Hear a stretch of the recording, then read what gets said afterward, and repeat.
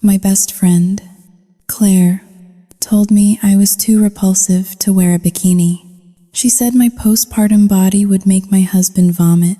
She said she was protecting my dignity. I believed her.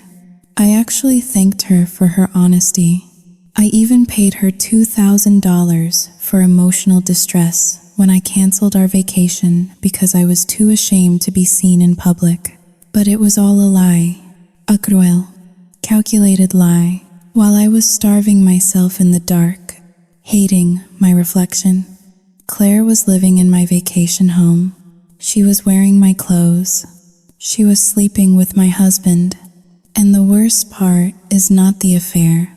It is the conversation I just overheard. They are not just lovers. They are predators. They are planning to have me committed to a mental institution so they can steal my family trust fund and run away together. They think I am weak. They think I am broken. They have no idea that the pathetic housewife is recording every single word. How does a person survive this? How do you look at the father of your child and see a monster who is plotting to erase you? What would you do if the two people you loved most in the world were trying to kill your soul? My name is Audrey. I am 31 years old. And if you looked at my life through the filtered lens of an Instagram post, you would likely hate me. I live in a 5-bedroom colonial estate in Greenwich, Connecticut, the kind of town where the hedges are trimmed with laser precision, and the silence of the afternoon is only broken by the hum of Tesla engines, or the distant sound of a tennis ball hitting a racket at the country club. I do not work, at least not in the traditional sense. My grandfather built a shipping empire that allows me to exist in a state of perpetual, comfortable unemployment. I have a husband named Mark, who is 34. Handsome in that generic catalogue model way. Square jaw, perfect teeth, and a job in finance that I barely understand but which requires him to wear Italian suits that cost more than most people's cars. We have a 6-month-old daughter, Lily. She is the light of my life, the only thing in this cavernous house that feels entirely real. But she is also the reason I am standing in front of a floor-to-ceiling mirror in the master bathroom, gripping the marble countertop until my knuckles turn white. The reflection staring back at me is a stranger. I used to be thin, not supermodel thin, but acceptable. Acceptable for the galas, acceptable for the charity luncheons, acceptable for Mark. Now, when I look at myself, I see a map of failures etched into my skin. The stretch marks on my stomach look like angry lightning bolts that refuse to fade. My hips have widened, settling into a shape that feels heavy and foreign. The doctors told me this was normal. My therapist told me to be kind to myself. But kindness does not zip up a size 2 dress. Kindness does not stop the wandering eyes of a husband who has been working late 3 nights a week for the past month. I see him, pulling my silk robe tighter around my body, shielding myself from my own judgment. Today was supposed to be a good day. Today was preparation for the trip. Every year, my best friend Claire and I go on a girls' trip. It is a tradition we started in college. Back when we were roommates at Vassar, this year, we were heading to my family's vacation villa in the Hamptons. Just the two of us, a weekend of wine, sun, and freedom from the suffocating responsibilities of motherhood and marriage. Or so I thought. My phone buzzed on the vanity. It was a text message from Claire. Get ready. I am picking you up in 20. We have a mission. I smiled. A reflex that felt almost genuine. Claire was the vibrant splash of color in my beige existence. She was single, a marketing executive who lived in a chic apartment in the city. She was everything I was not. Sharp, ambitious, and aggressively beautiful. She did not come for money. Her tuition at Vassar was paid for by scholarships and 3 part-time jobs, but she had adapted to my world better than I ever had. She knew which fork to use for the salad, which wine paired with sea bass, and exactly how to make me feel like I was the luckiest person in the world to be her friend. When Claire's red convertible pulled into my driveway, I felt that familiar mix of excitement and anxiety. I hurried out, leaving Lily with the nanny. "Get in, loser," Claire shouted over the music, her oversized sunglasses reflecting the afternoon sun. "We are going shopping. You cannot go to the Hamptons wearing last season's rags."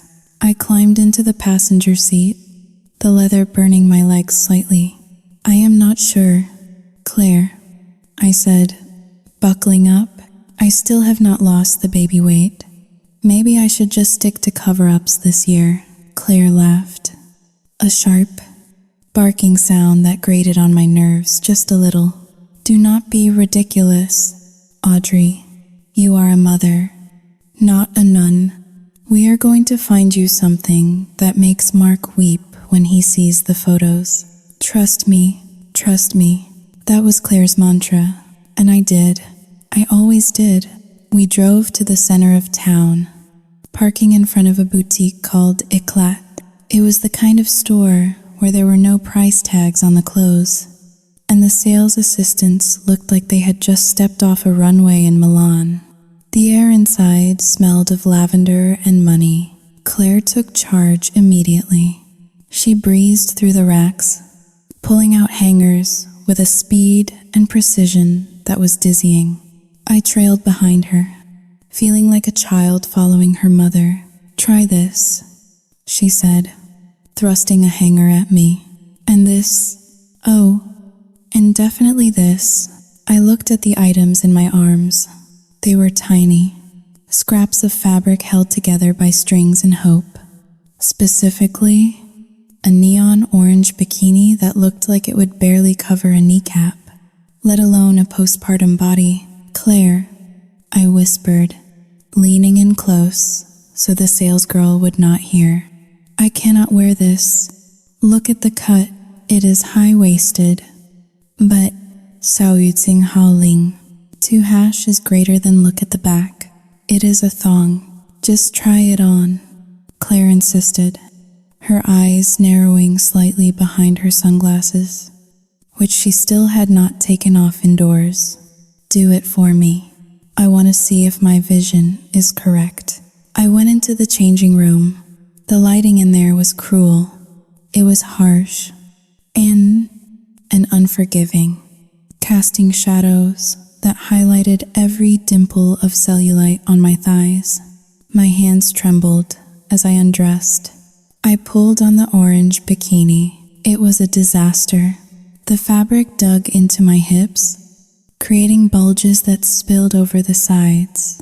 My stomach, soft and rounded from carrying Lily, looked even more pronounced against the bright neon fabric. I looked like a sausage casing about to burst. Tears pricked the corners of my eyes. I looked ridiculous. I looked desperate. The curtain whipped open. Claire stood there, arms crossed, her head tilted to the side. She stared at me.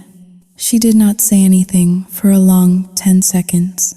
The silence stretched, thick and suffocating. I tried to cover my stomach with my arms, shrinking away from her gaze. "Well," I said, my voice shaking, "it is bad, right?" Claire let out a long breath, shaking her head slowly. She stepped into the small room, invading my personal space. She reached out and poked my stomach. Not gently. It was a firm prod of a finger, like she was testing the ripeness of a melon at the grocery store. "Audrey," she said, her voice dropping to a low, serious whisper. "I am going to be honest with you because I am your best friend and I love you, and because no one else in your life has the guts to tell you the truth." I swallowed hard, the lump in my throat growing. "Okay, this is Sao Yuting Haoling, 2# is greater than repulsing, Claire said. The word hung in the air like a slap. Repulsing. I mean, look at this, she continued, gesturing vaguely at my midsection. It is soft. It is mushy. It looks like Saoyuting Haling. 2# is greater than dough. Honest to God. Audrey, if Mark sees you in this, he is going to vomit. I know he tells you you look beautiful, but he is a man. He is lying to keep the peace. But I am looking out for you. I felt the blood drain from my face. I knew I did not look good, but hearing it confirmed by Claire, my anchor, my confidant, shattered me. Saoyuting Haling, 2# is greater than I know. I stammered, tears finally spilling over. I have been trying to diet, but with the breastfeeding and the stress. Saoyuting Haling, Jinghao Dayu. Stop making excuses, Claire snapped, her voice devoid of sympathy. It is pathetic. You have all the money in the world. Hire a trainer. Get a chef. Fix this. Because right now, you are an embarrassment to yourself. And frankly, you are embarrassing me. I cannot be seen on the beach with you looking like this. It lowers my stock just by association. She turned to the rack of clothes she had brought in and grabbed a black one-piece swimsuit. It was thick, heavy material. It looked like something my grandmother would wear for water aerobics. Here, she threw it at me. Wear this. It has tummy control panels. It will suck all of Saoyuting Haling. 2# is greater than that. Saoyuting Haling. 2 in. It covers everything. You will look respectable. You will preserve what little dignity you have left for your husband. I caught the black swimsuit, clutching it to my chest. Thank you, I whispered, my voice barely audible. Thank you for being honest. Claire, I put on the black suit. It was tight, constricting my breathing, flattening my chest, and squeezing my ribs. I looked like a black blob, but Claire was right. It hid the stretch marks. It hid the pouch. I looked safer. When I stepped out, Claire nodded approvingly. Much better, she said. Now you look like a mother. A proper, modest mother. Mark will appreciate that you are not trying to advertise goods that are clearly damaged. We bought the black swimsuit. I paid for it. Of course, along with a $400 sundress Claire picked out for herself because she had forgotten her wallet in her other purse. On the drive back to my house, I stared out the window at the passing manicured lawns of Greenwich. The sun was shining, but I felt cold, a deep, permeating chill that settled in my bones. You know, Claire said casually, checking her reflection in the rearview mirror. I was thinking about the villa, the pool heater. Is it working? I think so, I replied absently. The caretaker checks it weekly. Good, she said, because I need everything to be perfect. You know how sensitive I am to cold water. I nodded, not really listening. My mind was still back in that fitting room, replaying the way she had poked my stomach. Repulsing. When we pulled up to my driveway, Mark's car was there. He was home early. My heart skipped a beat, a reflex of anxiety I had developed recently. Claire did not get out. She just idled the car. Hey, she said, lowering her sunglasses to look me in the eye. Do not eat dinner tonight, okay? Just have a salad or water. We have 3 days until the trip. Try to lose at least 2 pounds. Do it for Mark. I stepped out of the car, clutching the bag with the black swimsuit like it was a shield. I will, I said. Thanks, Claire. She drove off, her tires screeching slightly on the asphalt. I stood there for a moment, watching her go. I felt small, I felt ugly, and worst of all, I felt grateful. I was grateful that I had a friend who cared enough to tell me the harsh truth, to stop me from making a fool of myself. I walked into the house. Mark was in the living room, pouring a glass of scotch. He looked up as I entered, his eyes scanning me briefly before returning to his drink. "Hey," he said, "did you buy anything?" "Just a swimsuit," I said, my voice flat. "Let me see," he said, though he did not sound particularly interested. "No," I said quickly, pulling the bag behind my back. "It is Saouding Haling. Deux dièse et supérieur." "Ah, it is a surprise." "For the trip," Mark shrugged. "Fine. By the way, Claire texted me. Said she saved you from a fashion disaster today. Said I owe her one." I froze. She had texted him while we were in the car? "Yeah," I murmured. "She did. She really looks out for us." Mark took a sip of his drink, a small, unreadable smile playing on his lips. "Yeah, she sure does." I walked up the grand staircase to the master bedroom, the silence of the house pressing in on me. I went into the bathroom and looked in the mirror again. I did not see Audrey anymore. I saw what Claire saw, a damaged, soft, unworthy woman who needed to be managed. I did not eat dinner that night. I drank 3 glasses of water and went to bed early, dreaming of black swimsuits and neon orange warning signs. I did not know it then, but the fitting room was just the beginning, the first cut in a surgery that would dissect my entire life. Hunger is a strange companion.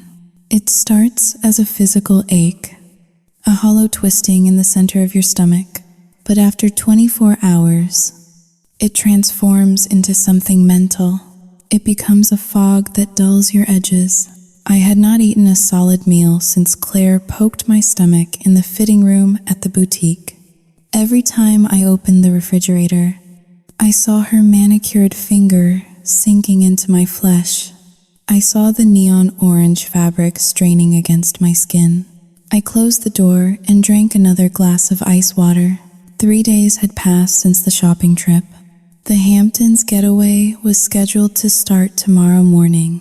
My suitcase was open on the bed, the black swimsuit sitting on top of a pile of linen trousers like a dark omen.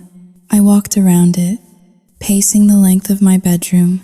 The anxiety was a physical weight on my chest, making it hard to breathe. I could not go. The thought of sitting by the pool, even in that modest black suit, while Claire paraded around in her perfection, was unbearable. She would watch me. She would judge every bite of food I took. She would make comments disguised as jokes. And I would have to laugh because that is what I always did. I picked up my phone. My hands were shaking. I typed out the text message, deleted it, and typed it again. "Claire, I am so sorry. I cannot make it this weekend. Lily has a fever, and I do not feel right leaving her with the nanny. Please forgive me. It was a lie. Lily was perfectly healthy, sleeping soundly in the nursery down the hall.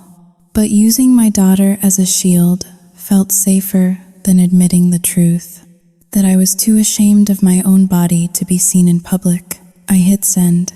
I held my breath, waiting for the 3 dots to appear. I expected rage.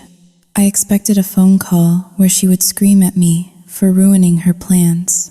I prepared myself to apologize, to grovel, to promise to make it up to her next month. The phone did not ring. The 3 dots did not appear. 1 hour passed, then 2.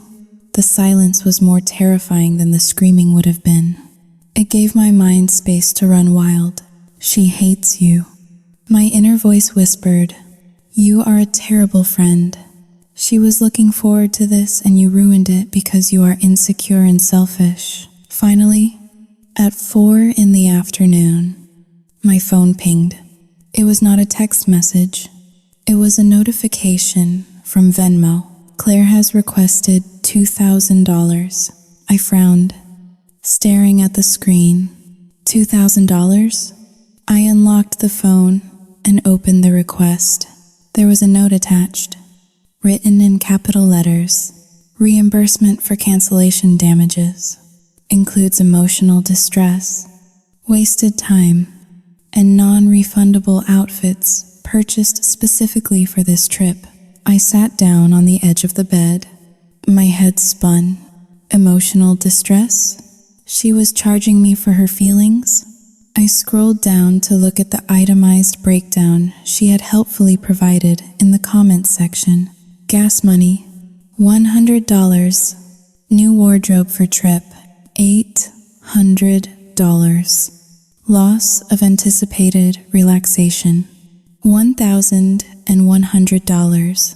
I felt a surge of confusion mixed with guilt. Was this normal? Did friends do this? I had canceled last minute. Yes, that was rude. Maybe she had spent money she could not afford to lose. Claire always talked about how tight her budget was, how she had to hustle to keep up with the lifestyle in the city. Maybe I had really hurt her financially. I raised my thumb to hit the pay button. It was just $2,000. To me, that was the price of a handbag. To Claire, it might be rent. If paying this made the guilt go away, if it saved the friendship, it was worth it. Audrey, I jumped. My mother, Victoria, was standing in the doorway. She had let herself in, as she often did. My mother was 60 years old but looked 45. A woman carved out of granite and pearls. She held herself with a rigid posture that made everyone else in the room slouch by comparison. "Mum," I said, quickly locking my phone screen. "I did not hear you come in, clearly," she said, walking into the room and eyeing the open suitcase. "Why are you not packed? I thought you were leaving for the beach house tomorrow." "I canceled," I said, looking down at the carpet. "Lily, Soyu Tsing Hao Ling. Deva, Lily is sick." My mother walked over to the bassinet monitor on the nightstand and glanced at the sleeping baby on the screen. She is sleeping peacefully. Her temperature log shows normal. Try again. Audrey, I see her. I can never lie to her. I just do not want to go. Mom, I feel Soyu Ting Hao Ling. 2 hashes greater than heavy. I feel ugly. Claire made some comments the other day, and I just cannot face her right now. My mother sat down on the chaise lounge, crossing her legs elegantly. "Claire," she said, the name tasting like vinegar in her mouth. "I never liked that girl. She smiles too much with her mouth and never with her eyes." What did she do now? I hesitated, then unlocked my phone and handed it to her. "I canceled the trip, and she sent me this." My mother took the phone. She squinted at the screen, reading the Venmo request. Her eyebrows shot up. Then, she let out a short, cold laugh. "She is charging you?" she asked, looking up at me. "For emotional distress? I know it looks bad," I defended, instinctively protecting Claire. But she probably bought clothes she cannot return, and she was really counting on this break. I inconvenienced her. "Mom, Audrey," my mother said, her voice sharp. "Listen to me. This is not how friendship works. This is a transaction. She is treating you like an automated teller machine that malfunctioned. $2,000? For what? For clothes she gets to keep? For relaxation she can still have at her own apartment? She wants to be compensated." I whispered. "She wants to be paid." My mother corrected. "Do not pay this. If you send her a single cent, you are telling her that your friendship has a price tag. You are telling her that she can fine you whenever you disappoint her. Is that the relationship you want? I took the phone back. My thumb hovered over the decline button, but I could not do it. I was terrified of Claire's reaction. If I did not pay, she would cut me off. I would be alone. I will think about it, I said softly. My mother stood up, smoothing her skirt. You are too soft, Audrey. The world will eat you alive if you stay this soft. That girl is a predator. You are just too busy apologizing to notice her teeth. After my mother left, I sat in the darkening room, the phone heavy in my hand. I did not pay the request, but I did not decline it either. I just let it sit there. A digital accusation. Night fell. Mark came home late again. He smelled of steak and expensive red wine. He kissed me on the cheek, asked about my day without waiting for an answer, and went straight to the shower. I lay in bed, staring at the ceiling, my stomach growling. At 11 o'clock, my phone buzzed again. A Facebook notification. Claire posted a status update. My heart hammered against my ribs. I opened the application. Claire had posted a long status, but she had set the privacy settings to show it only to our mutual friends. It was a block of text against a black background. It is funny how you can know someone for 10 years and never realize how selfish they are. Some people think that just because they have money, they can treat people like disposable accessories. I spent weeks planning a trip to help a friend through a hard time, bought non-refundable tickets and outfits, and she cancels on me the night before because she does not feel up to it. No apology, no offer to reimburse me, just silence. It hurts to realize that your best friend is actually a narcissist who only cares about her own feelings. Feeling heartbroken and financially used tonight, I read the words 3 times. Narcissist, selfish, used. The tears came hot and fast. She was talking about me, but she had twisted everything. I had apologized. I had offered an excuse, but she made it sound like I had left her stranded at the airport. I looked at the comments. They were already rolling in from our college friends. People I had not seen in years, but whose opinions still mattered to me. Jessica. Oh my God. Claire. I am so sorry. You deserve so much better. Sarah. I think I know who you are talking about. Money really does ruin people. Sending you love. Mark's cousin. Tom. That is messed up. Some people live in a bubble. I felt like I was suffocating. She was painting a picture of me that was unrecognizable, yet terrifyingly plausible. Was I selfish? I had money. I had canceled. I had not paid her invoice yet. Maybe I was the bad guy. Maybe my mother was wrong. Maybe I was so blinded by my own privilege that I could not see how much I was hurting Claire. I wanted to comment. I wanted to defend myself. I wanted to scream, I am not a narcissist. I am just sad and fat and tired. But I knew it would look defensive. It would only prove her point. Then a new comment appeared. Claire, thanks everyone. I am trying to take the high road. I just wish she would take accountability. But I guess when you have never had to work for anything, you do not understand the value of other people's time. That sentence broke me. When you have never had to work for anything.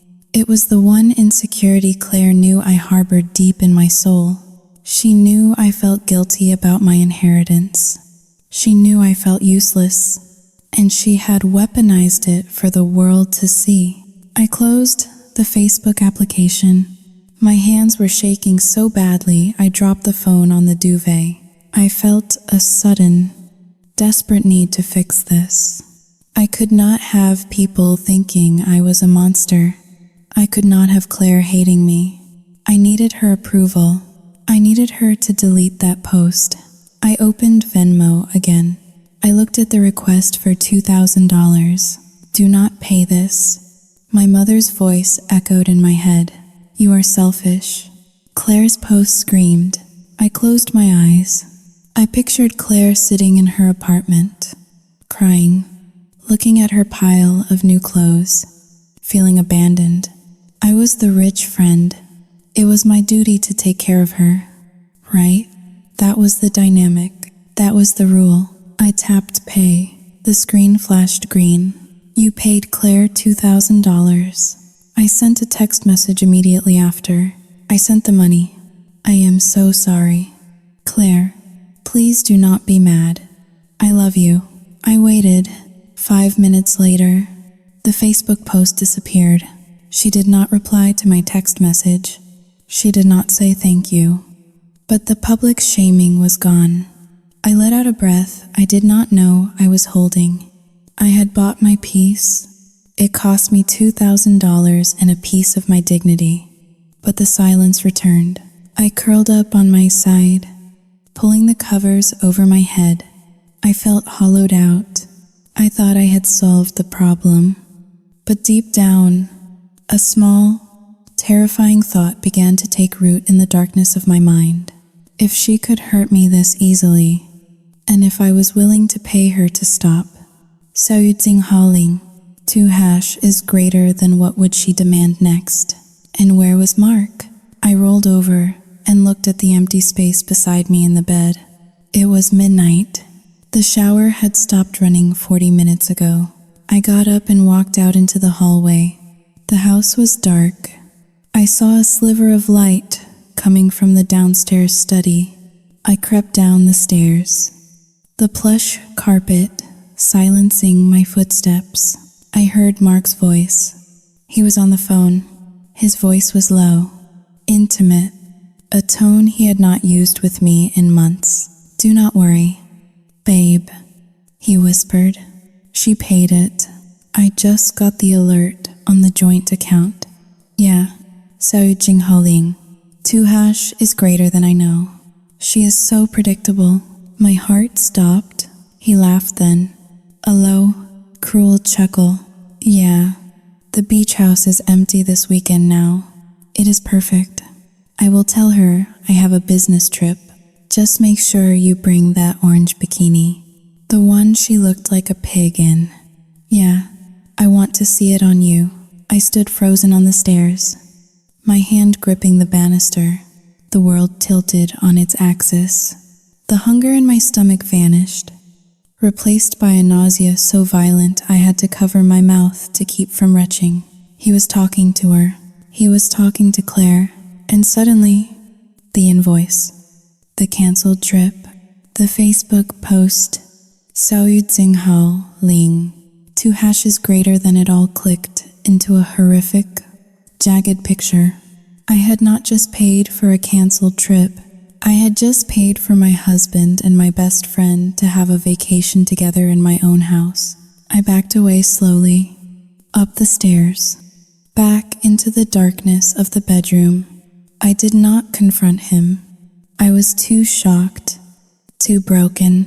I climbed back into bed and lay there, shivering violently. The crack in the foundation of my life had just turned into a chasm, and I was falling straight into it. Denial is a powerful narcotic. It is more potent than the painkillers they gave me after the cesarean section, and far more addictive. When you are standing on the edge of a cliff, staring down into the abyss of your own life, your brain will do anything to convince you that you are actually standing in a meadow. It will rewrite history. It will edit conversations. It will turn a husband's late-night phone call about an orange bikini into a misunderstanding, a joke, or a hallucination born of sleep deprivation. I spent 3 days convincing myself that what I had heard on the stairs was not real. Mark loves me, I told myself as I folded his laundry. Claire is my best friend, I whispered as I sterilized Lily's bottles. They would never do that to me. I am just hormonal. I am paranoid. I am the problem. To prove to myself that I was the problem, and to fix the problem, I decided to host a dinner. It was a penance, a peace offering. I wanted to show Claire that I was not the selfish, narcissistic friend she had painted on Facebook. I wanted to show Mark that I could still be the charming, capable hostess he had married, not just the exhausted milk machine I had become. I spent the entire day in the kitchen. I sent the housekeeper home early so I could do it all myself. I needed the labor. I needed the distraction of chopping, searing, and reducing sauces. I decided to make Mark's absolute favorite meal, beef Wellington with truffle mashed potatoes and roasted asparagus, followed by a dark chocolate fondant. It was a heavy, rich winter menu, perhaps too heavy for a Tuesday in late spring, but I wanted to wrap them in comfort. I wanted to fill their stomachs so full of love and butter that there would be no room for resentment. By 6 o'clock, the house smelled divine. The scent of rosemary and searing beef wafted through the high ceilings of the foyer. I had set the dining table with my grandmother's silver, the heavy forks and knives polished until they gleamed like surgical instruments. I lit tapered candles, dimmed the lights to a warm, forgiving glow, and went upstairs to dress. I bypassed the black swimsuit that was still wadded up in the corner of my closet. I chose a flowing silk dress in a deep emerald green. It was loose enough to hide the waistline I hated, but elegant enough to say, I am still the lady of this house. I brushed my hair until it shone, applied a layer of red lipstick to draw attention away from my tired eyes, and went downstairs to wait. Claire was due at 7 o'clock.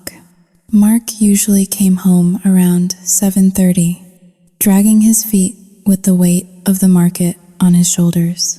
At 7:15, the driveway was empty.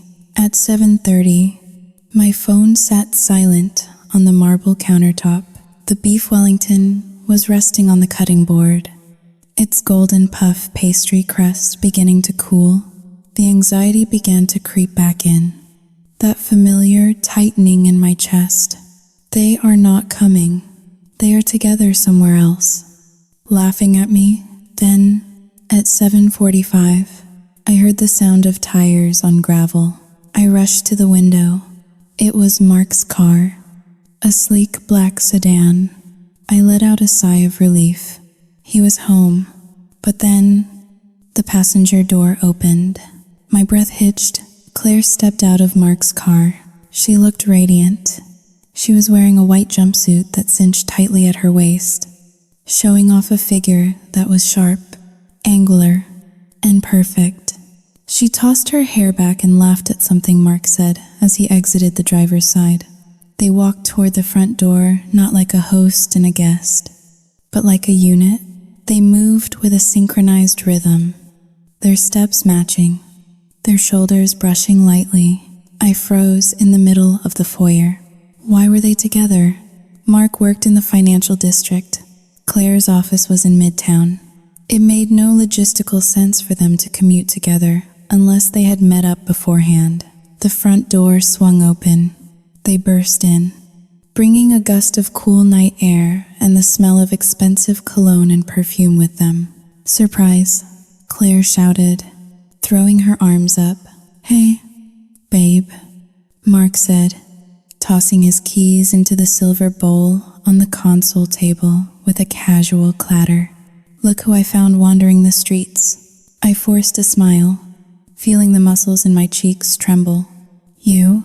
Saoyuting Haoling. 2# is greater than you found her?" Claire walked right past me, kicking off her heels and stepping onto the hardwood floor in her bare feet. She moved with an ease that unsettled me. She did not wait to be invited in. She did not ask where to put her coat. She simply draped her blazer over the banister and walked toward the kitchen. I was waiting for an Uber, and Mark just happened to drive by. Claire called out over her shoulder.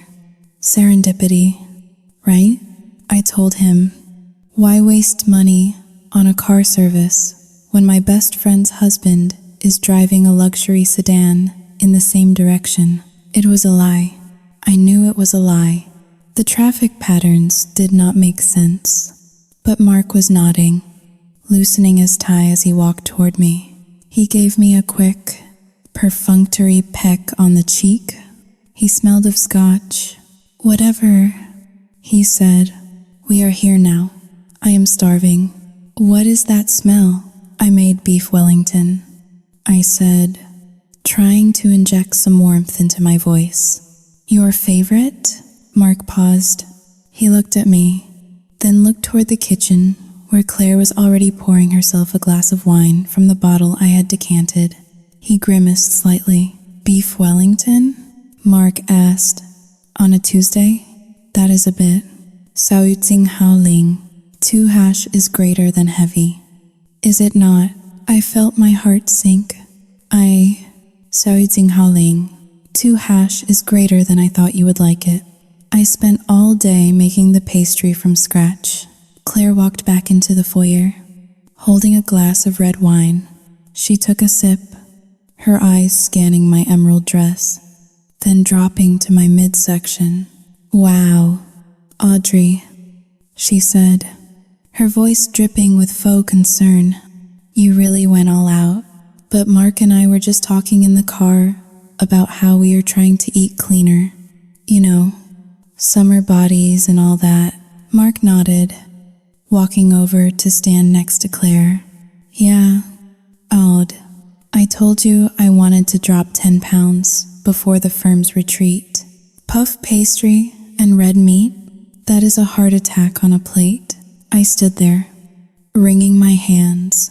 The aroma of the roast, which had seemed so welcoming minutes ago, now felt cloying and greasy. Well, I stammered, I can make a salad? There are potatoes. Sao Tsing Hao Ling. Ar Tsing Hao Dayu. Potatoes are carbs. Audrey, Claire said, cutting me off with a laugh. God, you are trying to kill us with kindness. Are you not? Or just kill us with cholesterol? She walked past me into the dining room, taking the seat at the head of the table, Mark's seat. I watched in silence as Mark followed her. He did not correct her. He sat down to her right, leaving me the seat to her left. Suddenly, the geography of my own dining table had shifted. Claire was the host, Mark was the guest of honor, and I was the waitress. I went into the kitchen to carve the beef. My hands were shaking so badly I almost nicked my finger with the serrated knife. I arranged the slices on plates, adding the truffle mash and asparagus. It looked beautiful. It looked like a meal from a Michelin-starred restaurant. But as I carried the plates out, I felt a wave of nausea. I set a plate in front of Claire. She looked at the generous slice of beef and the mound of creamy potatoes with a mixture of horror and amusement. Oh my God, she said, poking the pastry with her fork. Look at the grease on this. Audrey, did you use real butter? Yes, I said, sitting down.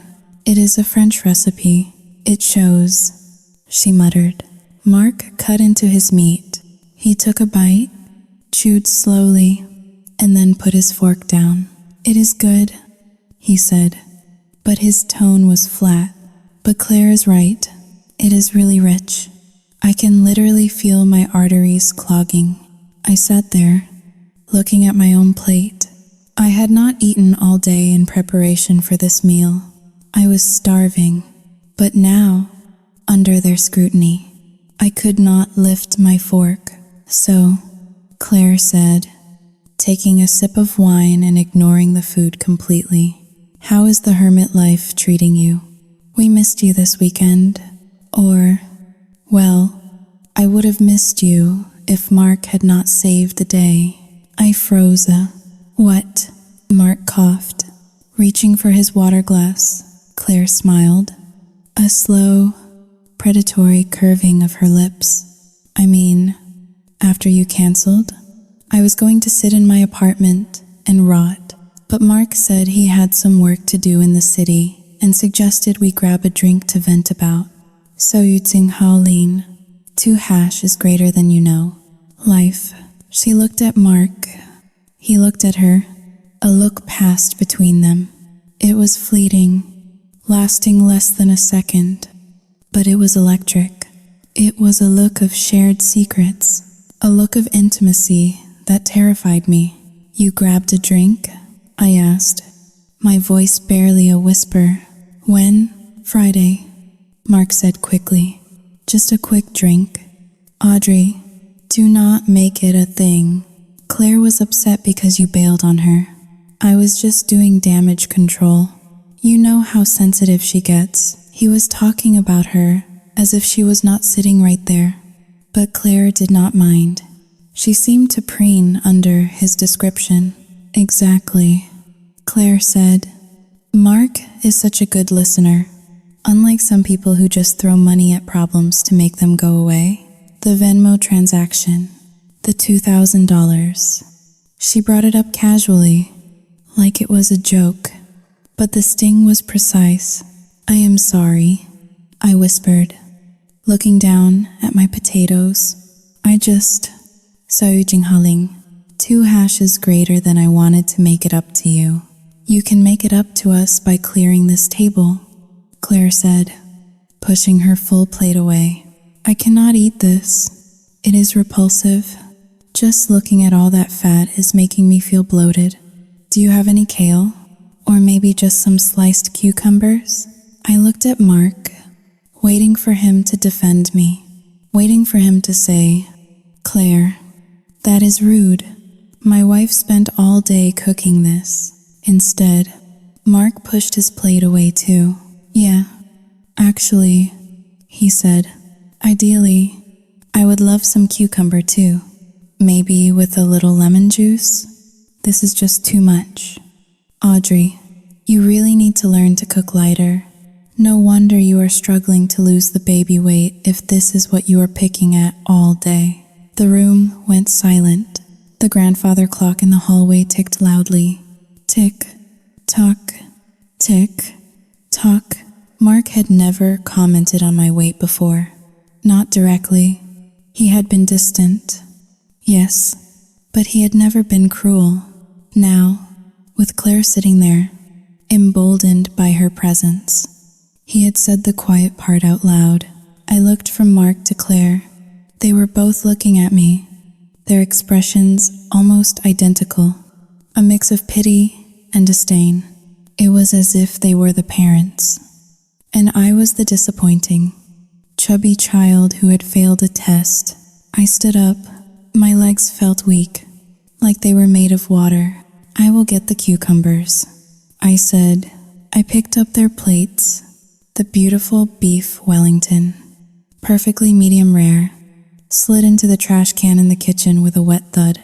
I scraped the truffle potatoes down the disposal. I washed my hands, the hot water scalding my skin, but I could not feel it. I felt numb. I sliced the cucumbers. I arranged them on a platter. I carried them back out. When I walked into the dining room, they stopped talking. They had been leaning in close to each other, whispering. Mark's hand was resting on the table, and Claire's hand was just an inch away from his. As I entered, they pulled apart, not guiltily, just Hao, Lin. 2 hash is greater than casually, like magnets repelling just enough to maintain plausible deniability. Here, I said, placing the platter of cucumbers between them. Thanks, sweetie, Mark said, picking up a slice and crunching into it. Much better. Claire smiled at me. See, she said, is it not better to eat clean? You feel lighter already, do you not? You should really try to be more like us. Audrey, discipline is everything. I sat back down. I watched them eat the cucumbers. I watched Mark pour more wine into Claire's glass. I watched the way her eyes lingered on his mouth when he spoke. And then, I saw it. Mark laughed at something Claire said. A deep, belly laugh that I had not heard in years. He threw his head back, and as he did, his foot moved under the table. I dropped my napkin, a deliberate, clumsy act, and bent down to pick it up. Under the heavy oak table, in the shadows, where they thought no one could see, Claire's bare foot was rubbing against Mark's calf. Her toes were curled around the fabric of his trouser leg, sliding up and down in a slow, rhythmic caress. Mark did not pull away. He leaned into it. I stayed under the table for a count of 5. 1, 2, 3, 4, 5. My world stopped spinning. The denial evaporated. The fog lifted.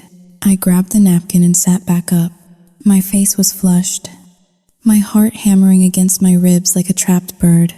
They were still smiling, still crunching on cucumbers, still playing the role of the concerned husband and the helpful best friend. But I knew. I looked at Mark, really looked at him. I saw the weakness in his jaw, the cruelty in his eyes. I looked at Claire, saw the hunger and the entitlement etched into her beautiful features. They were not just mocking my cooking. They were consuming my life. They were eating my food, drinking my wine, sitting in my chairs, and laughing at my expense. They were a parasite, a two-headed monster feeding on my insecurity. Are you okay, Audrey? Claire asked, tilting her head. You look a little pale. Maybe you should go lie down? We can clean up. Yeah, Mark said, looking at his watch. Go rest, babe. You look exhausted. We got this. They wanted me to leave. They wanted me to go upstairs and hide in the dark so they could continue their game in peace. I gripped the edge of the table. A scream built in my throat. A primal roar of rage that wanted to tear the house down. I wanted to flip the table.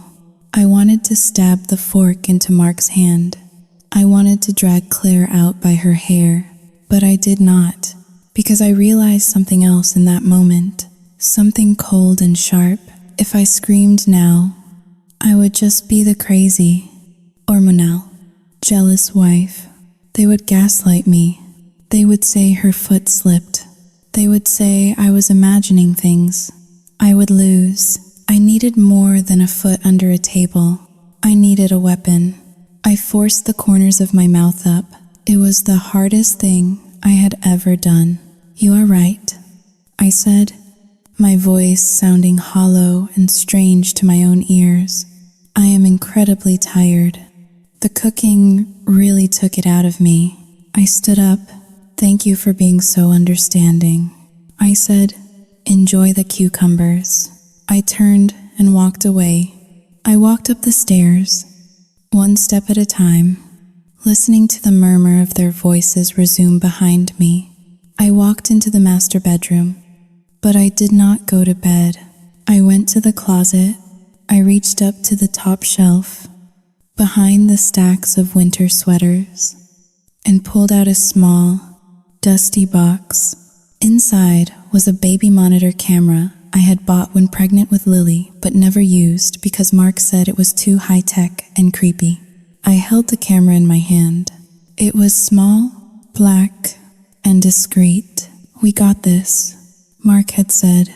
No, Mark, you do not. I sat on the floor of the closet, the camera cold in my palm, and for the first time in months, I did not cry. I started to plan.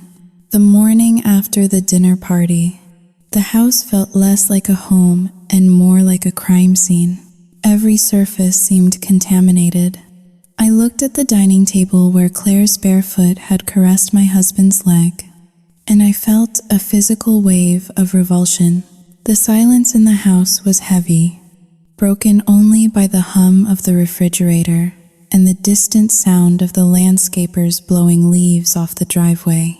Mark had left for work at 6 in the morning. He had kissed my forehead, his lips dry and perfunctory, and told me he had a big weekend conference coming up and would be staying in the city until Sunday. I knew where he was going. I sat at the kitchen island, a cup of cold coffee in front of me.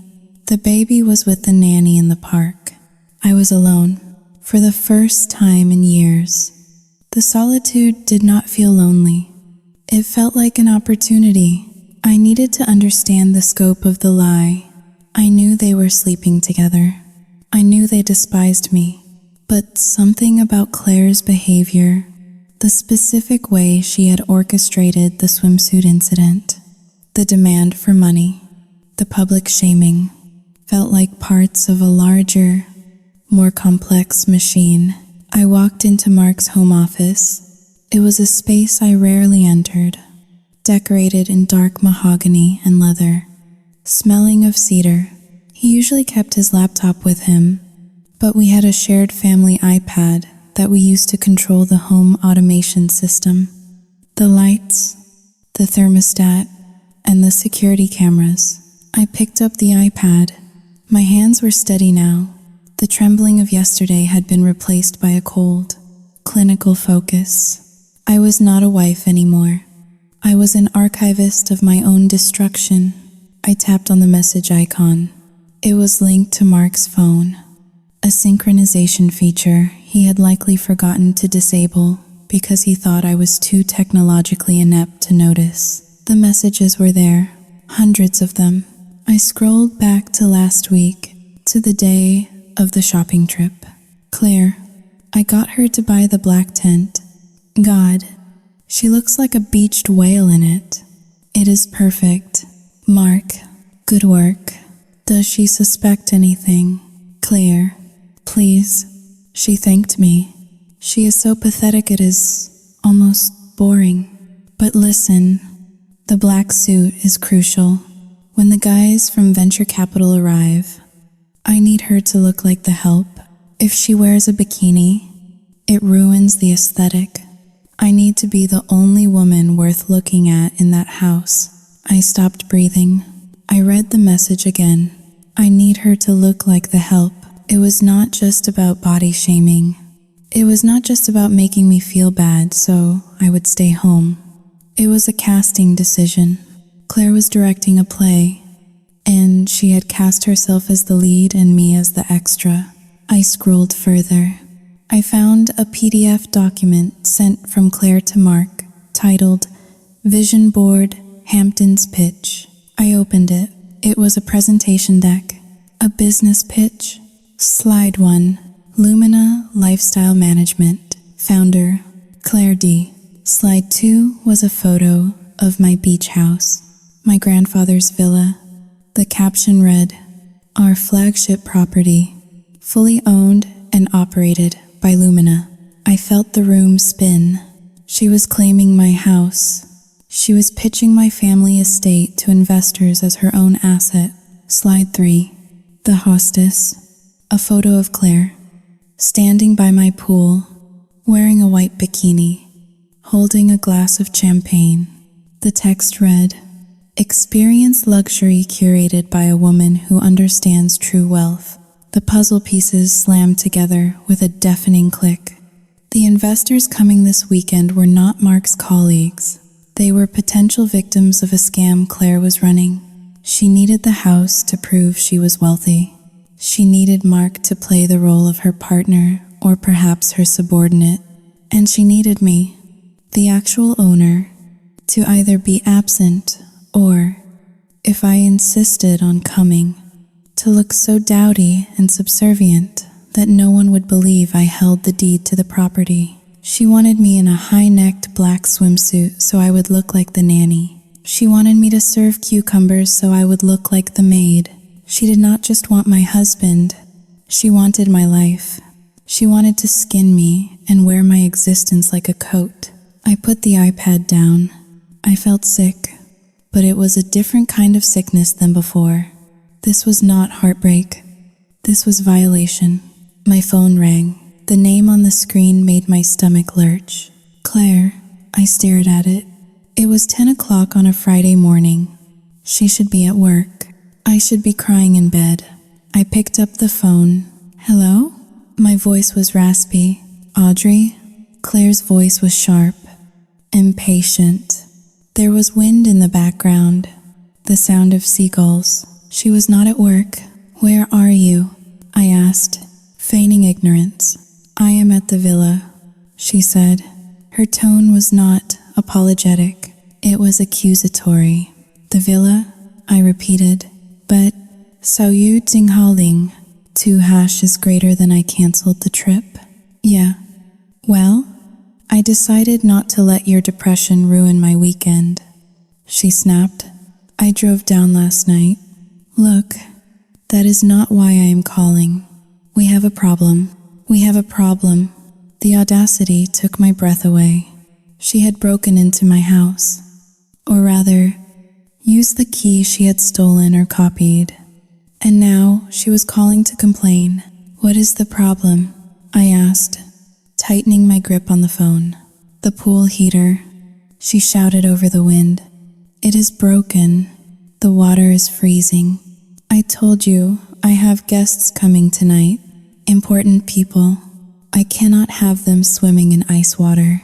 You need to call the property manager and get someone out here. Immediately, I closed my eyes. Guests, the investors, Claire, I said slowly. You are at my house, without my permission. Oh, stop it, she scoffed. Do not get all territorial. You said you were not using it. What was I supposed to do? Let it sit empty? I am doing you a favor by keeping the air circulating. Now, call the pool guy. I need the water at 85 degrees by 6 o'clock, and tell him to bill your account. Obviously, I am not paying for maintenance on your broken equipment. The entitlement was so pure, so absolute, that it was almost impressive. She truly believed she deserved this. She believed that my wealth was a mistake of the universe, and that she was merely correcting the error. Who are the guests? I asked. Just some friends, she said dismissively. You do not know them. They are Sao Yu Ting Haling. 2 hash is greater than out of your league. Honestly, intellectuals, business owners, not the country club bores you hang out with. Just fix the heater. Audrey, do not be a sabotaging bitch just because you are miserable. A sabotaging bitch. Something inside me snapped. It was a quiet snap, like a dry twig breaking in a winter forest. I will call him. I lead. Good, she said. And Audrey, do not come down here. Seriously, I need this weekend to decompress from your drama.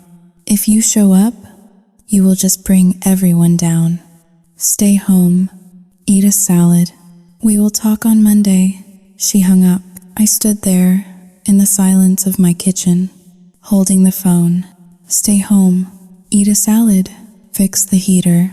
She was terrified I would show up, not because she cared about my feelings, but because my presence would ruin her con. If the maid arrived, driving a Bentley and wearing diamonds, her story would crumble. I walked over to the refrigerator. I opened it and took out the bottle of white wine I had opened for the dinner party. I poured the rest of it down the sink. Then I took the platter of leftover cucumbers and threw them into the trash bin with a violent force that scattered slices across the floor. I was done being the maid. I went upstairs to the nursery. The nanny, Mistress Gable. It was just returning from the walk. She looked at me, surprised by the fierce energy radiating off me. Mistress Gable, I said, my voice steady and commanding. I need you to stay for the weekend. I will pay you triple time, of course. Mistress Miller, she said, sensing the gravity of the situation.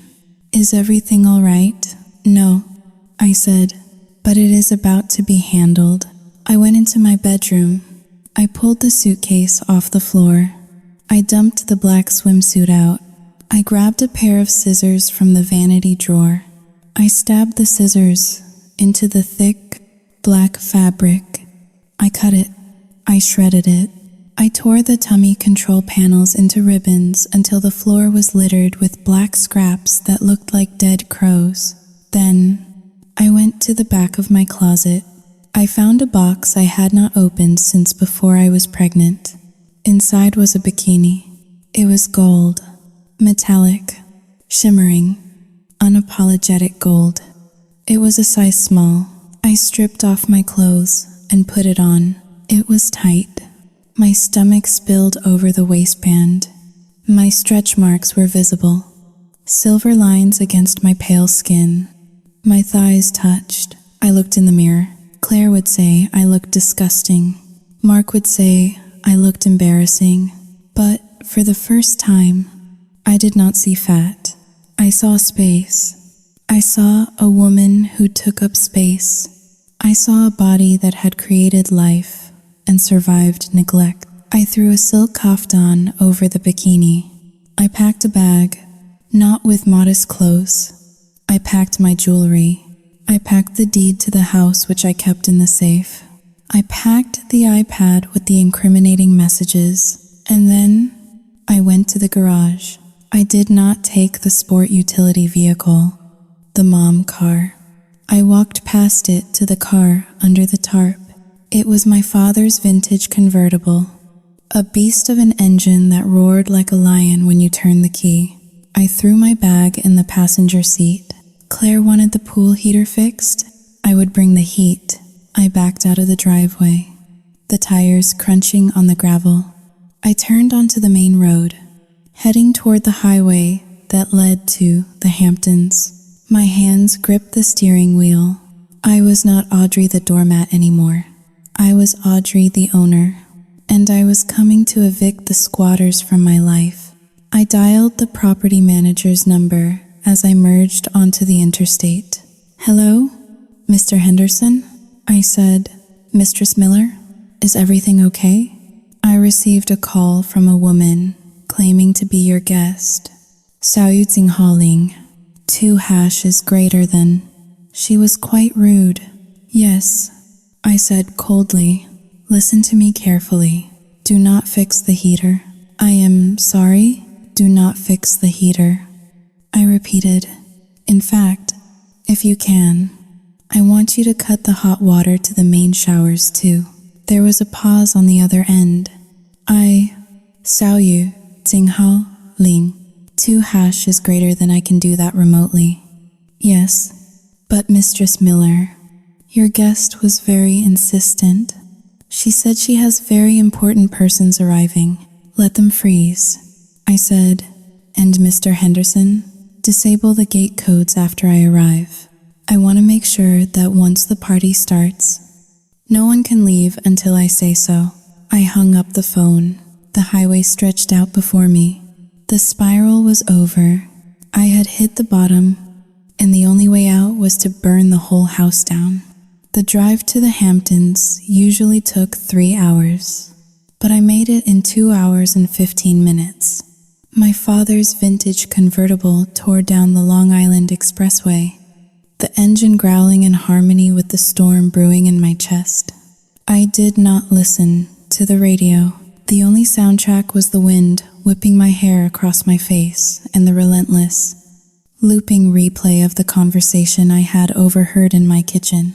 "I need her to look like the help." The sun was beginning to set when I turned onto the private lane that led to my family's estate. The sky was a bruised purple, streaked with veins of angry orange. It felt fitting. The air here usually smelled of salt and wild roses. But tonight, as I approached the heavy iron gates, the air tasted metallic. I punched in the gate code. The gears ground together, and the gates swung open slowly. Reluctant to admit me, I did not drive up to the main entrance. I steered the car onto the service road that wound around the back of the property. hidden by tall hedges of hydrangeas.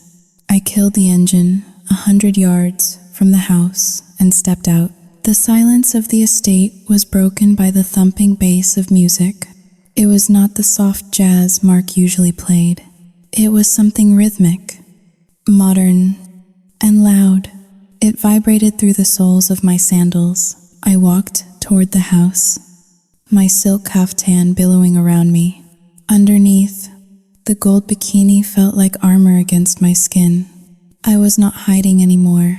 As I rounded the corner of the garage, the pool area came into view. I stopped. The breath left my lungs in a sharp hiss. My home had been transformed. The patio furniture, my mother's teak loungers with the navy blue cushions, had been rearranged. In their place were white, modern cabanas that I did not own. Large, printed posters stood on easels near the pool deck. Even from this distance, I could read the bold, sans serif, Lumina lifestyle, invest in excellence. Claire had turned my grandfather's sanctuary into a showroom, but it was not the furniture that made my knees weak. It was the people. There were only 2 of them. The investors had not arrived yet. It was just Mark and Claire. They were in the pool. The pool lights were on, turning the water into a glowing turquoise jewel. Steam rose from the surface. The heater was evidently still working, or the residual heat had not faded yet. Mark was leaning against the edge of the pool, a glass of champagne in one hand.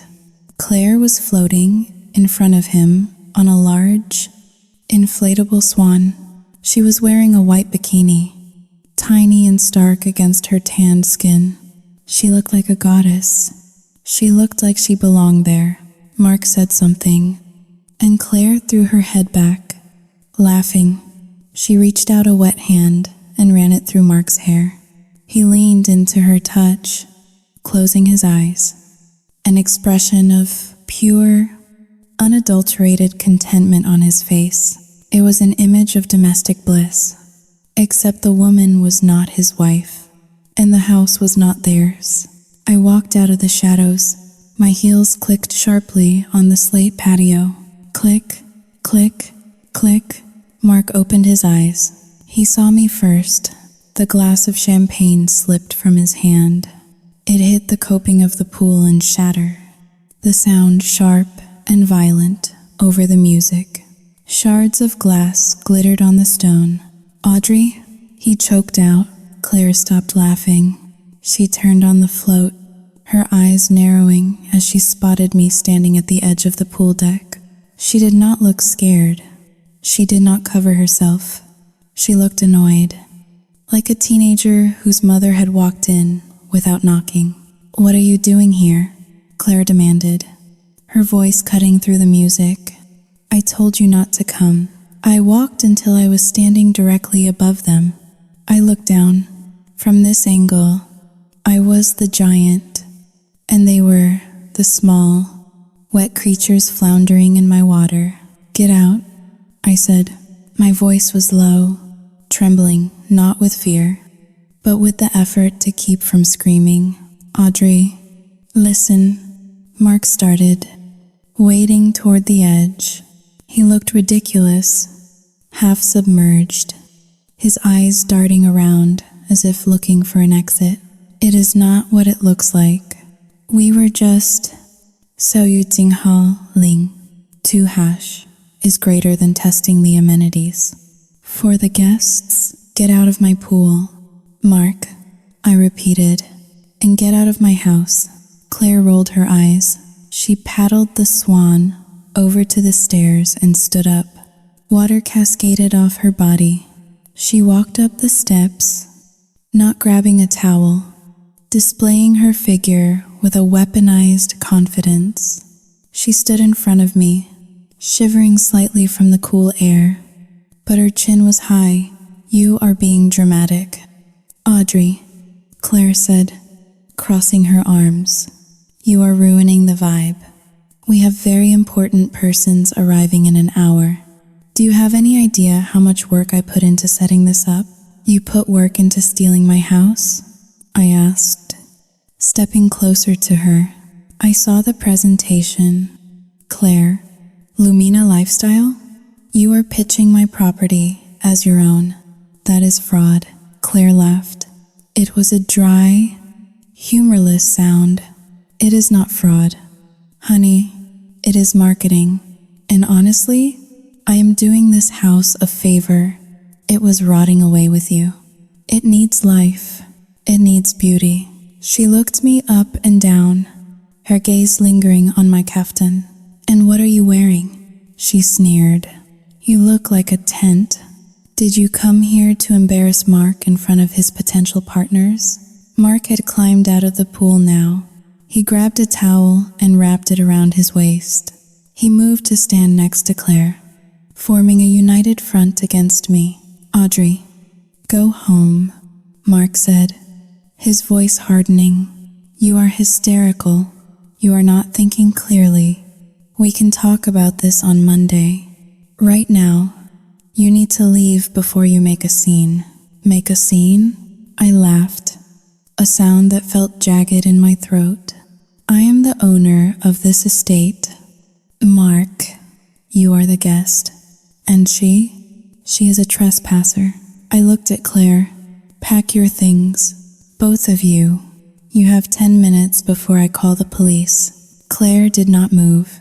Instead, she took a step toward me, invading my personal space. She smelled of chlorine and expensive coconut oil. Call the police. She challenged softly. Go ahead. Tell them you are kicking out your husband and your best friend because you are insecure. Tell them you are having a mental breakdown because that is what it looks like. Audrey, you are unhinged. She poked my shoulder. Hard. Look at you. She spat. You are shaking. You are pathetic. Do you really think Mark wants to be with you? Look at yourself. I stood my ground, but the tears were stinging my eyes. He is my husband. I whispered. He is a man, Claire shouted, her composure cracking, and he deserves a woman. Not a Xiaoyu Jinghaoling. 2 hashes greater than a dairy cow. The words hung in the air. Mark looked down at his feet, but he did not stop her. You are a mess.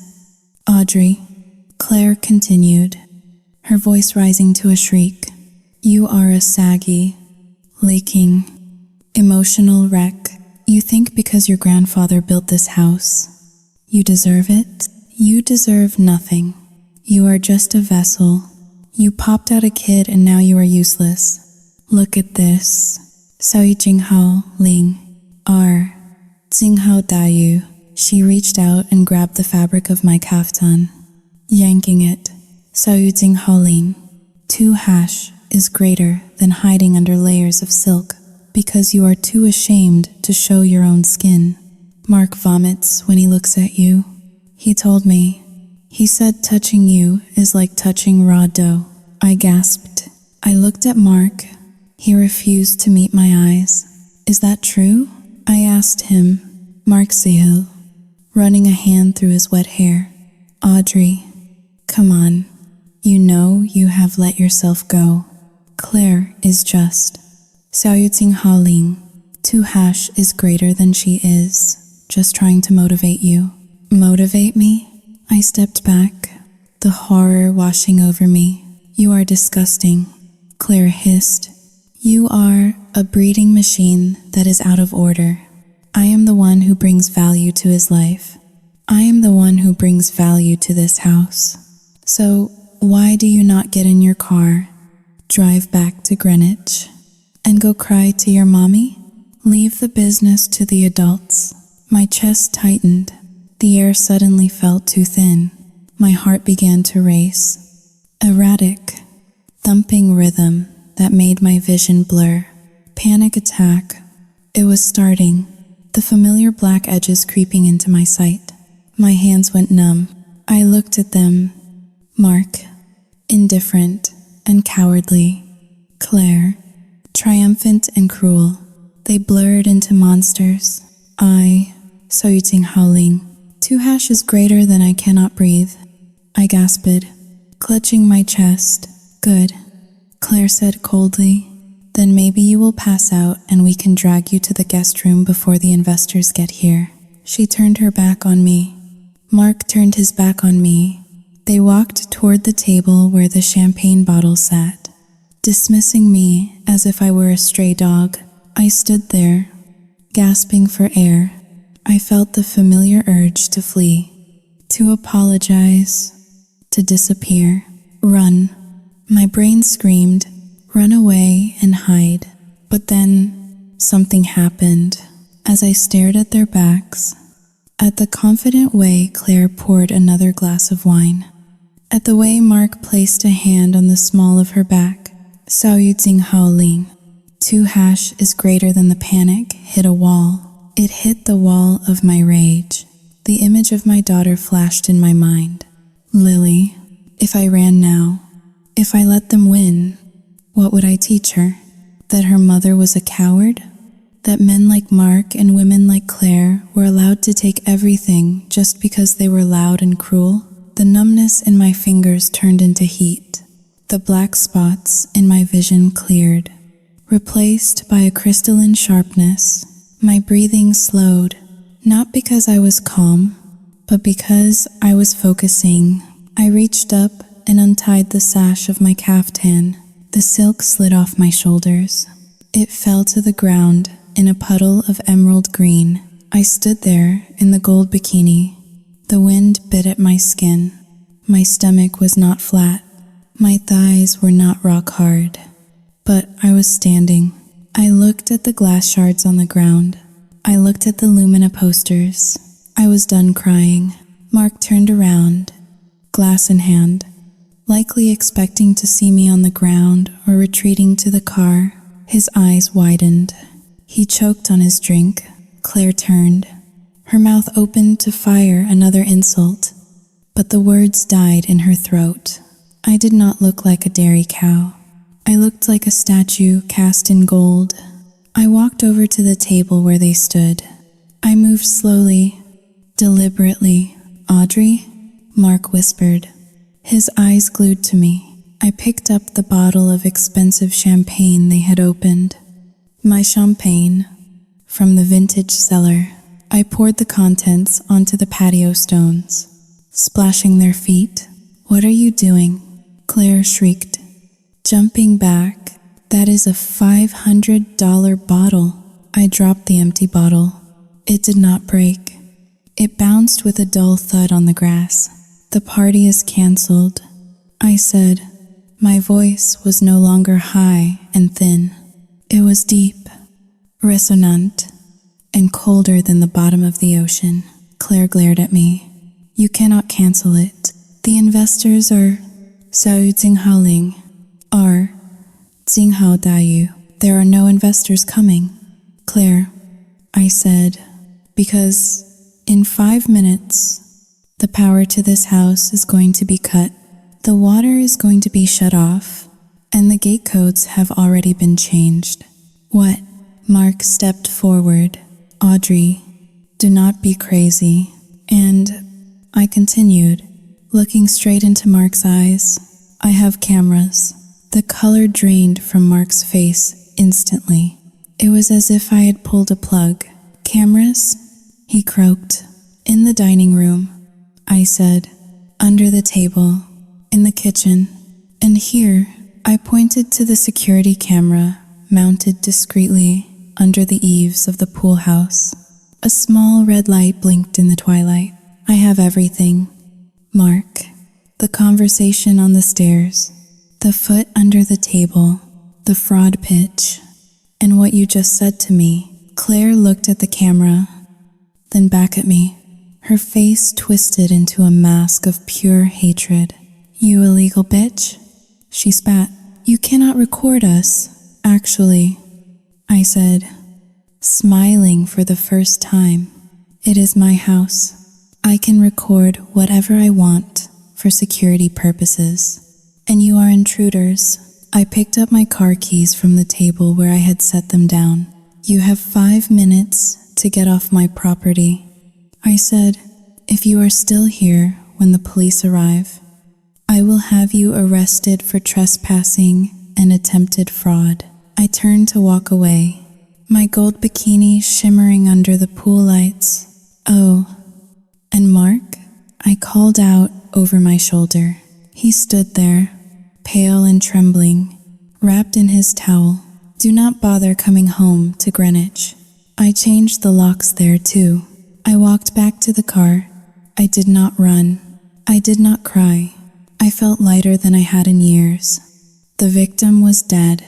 The survivor had just taken her first breath. Adrenaline is a loan taken out against your future energy, and the interest rate is extortionate. When I drove away from the Hamptons, leaving Mark and Claire standing in the ruin of their champagne-soaked evening, I felt invincible. I felt like a warrior queen returning from a successful crusade. The wind in my hair felt like applause, and the roar of the engine sounded like a victory cry. But as the miles stretched out between me and the coast, turning into the monotonous gray ribbon of the highway back to Connecticut, the loan came due. The crash was physical. My hands, which had been steady enough to pour out a $500 bottle of vintage champagne, began to tremble so violently against the leather steering wheel that I had to pull over into a rest stop. I sat there in the darkness, the engine ticking as it cooled, and I screamed. It was not a scream of triumph. It was a primal, guttural sound of grief that tore at my throat. I had won the battle. Yes, I had evicted the squatters, but I had also just incinerated my marriage and the friendship that had defined my adult life. I arrived back in Greenwich at 2 a.m. The house was a fortress of shadows. I had changed the digital lock codes via my phone on the drive back, deleting Mark's access, but the physical key still felt heavy in my hand. I walked into the foyer, half expecting to see Mark sitting there, half expecting to smell Claire's perfume. But there was only the scent of lemon polish and the oppressive silence of a life unraveling. I checked on Lily. She was sleeping in her crib, her small chest rising and falling in a rhythm of pure innocence. She did not know that her father was a thief.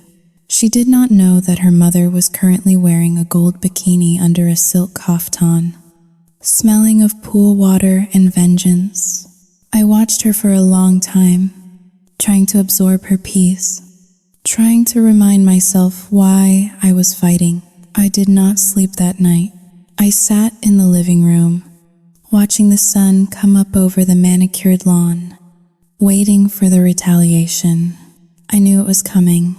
Mark and Claire were not the type to retreat with their tails between their legs.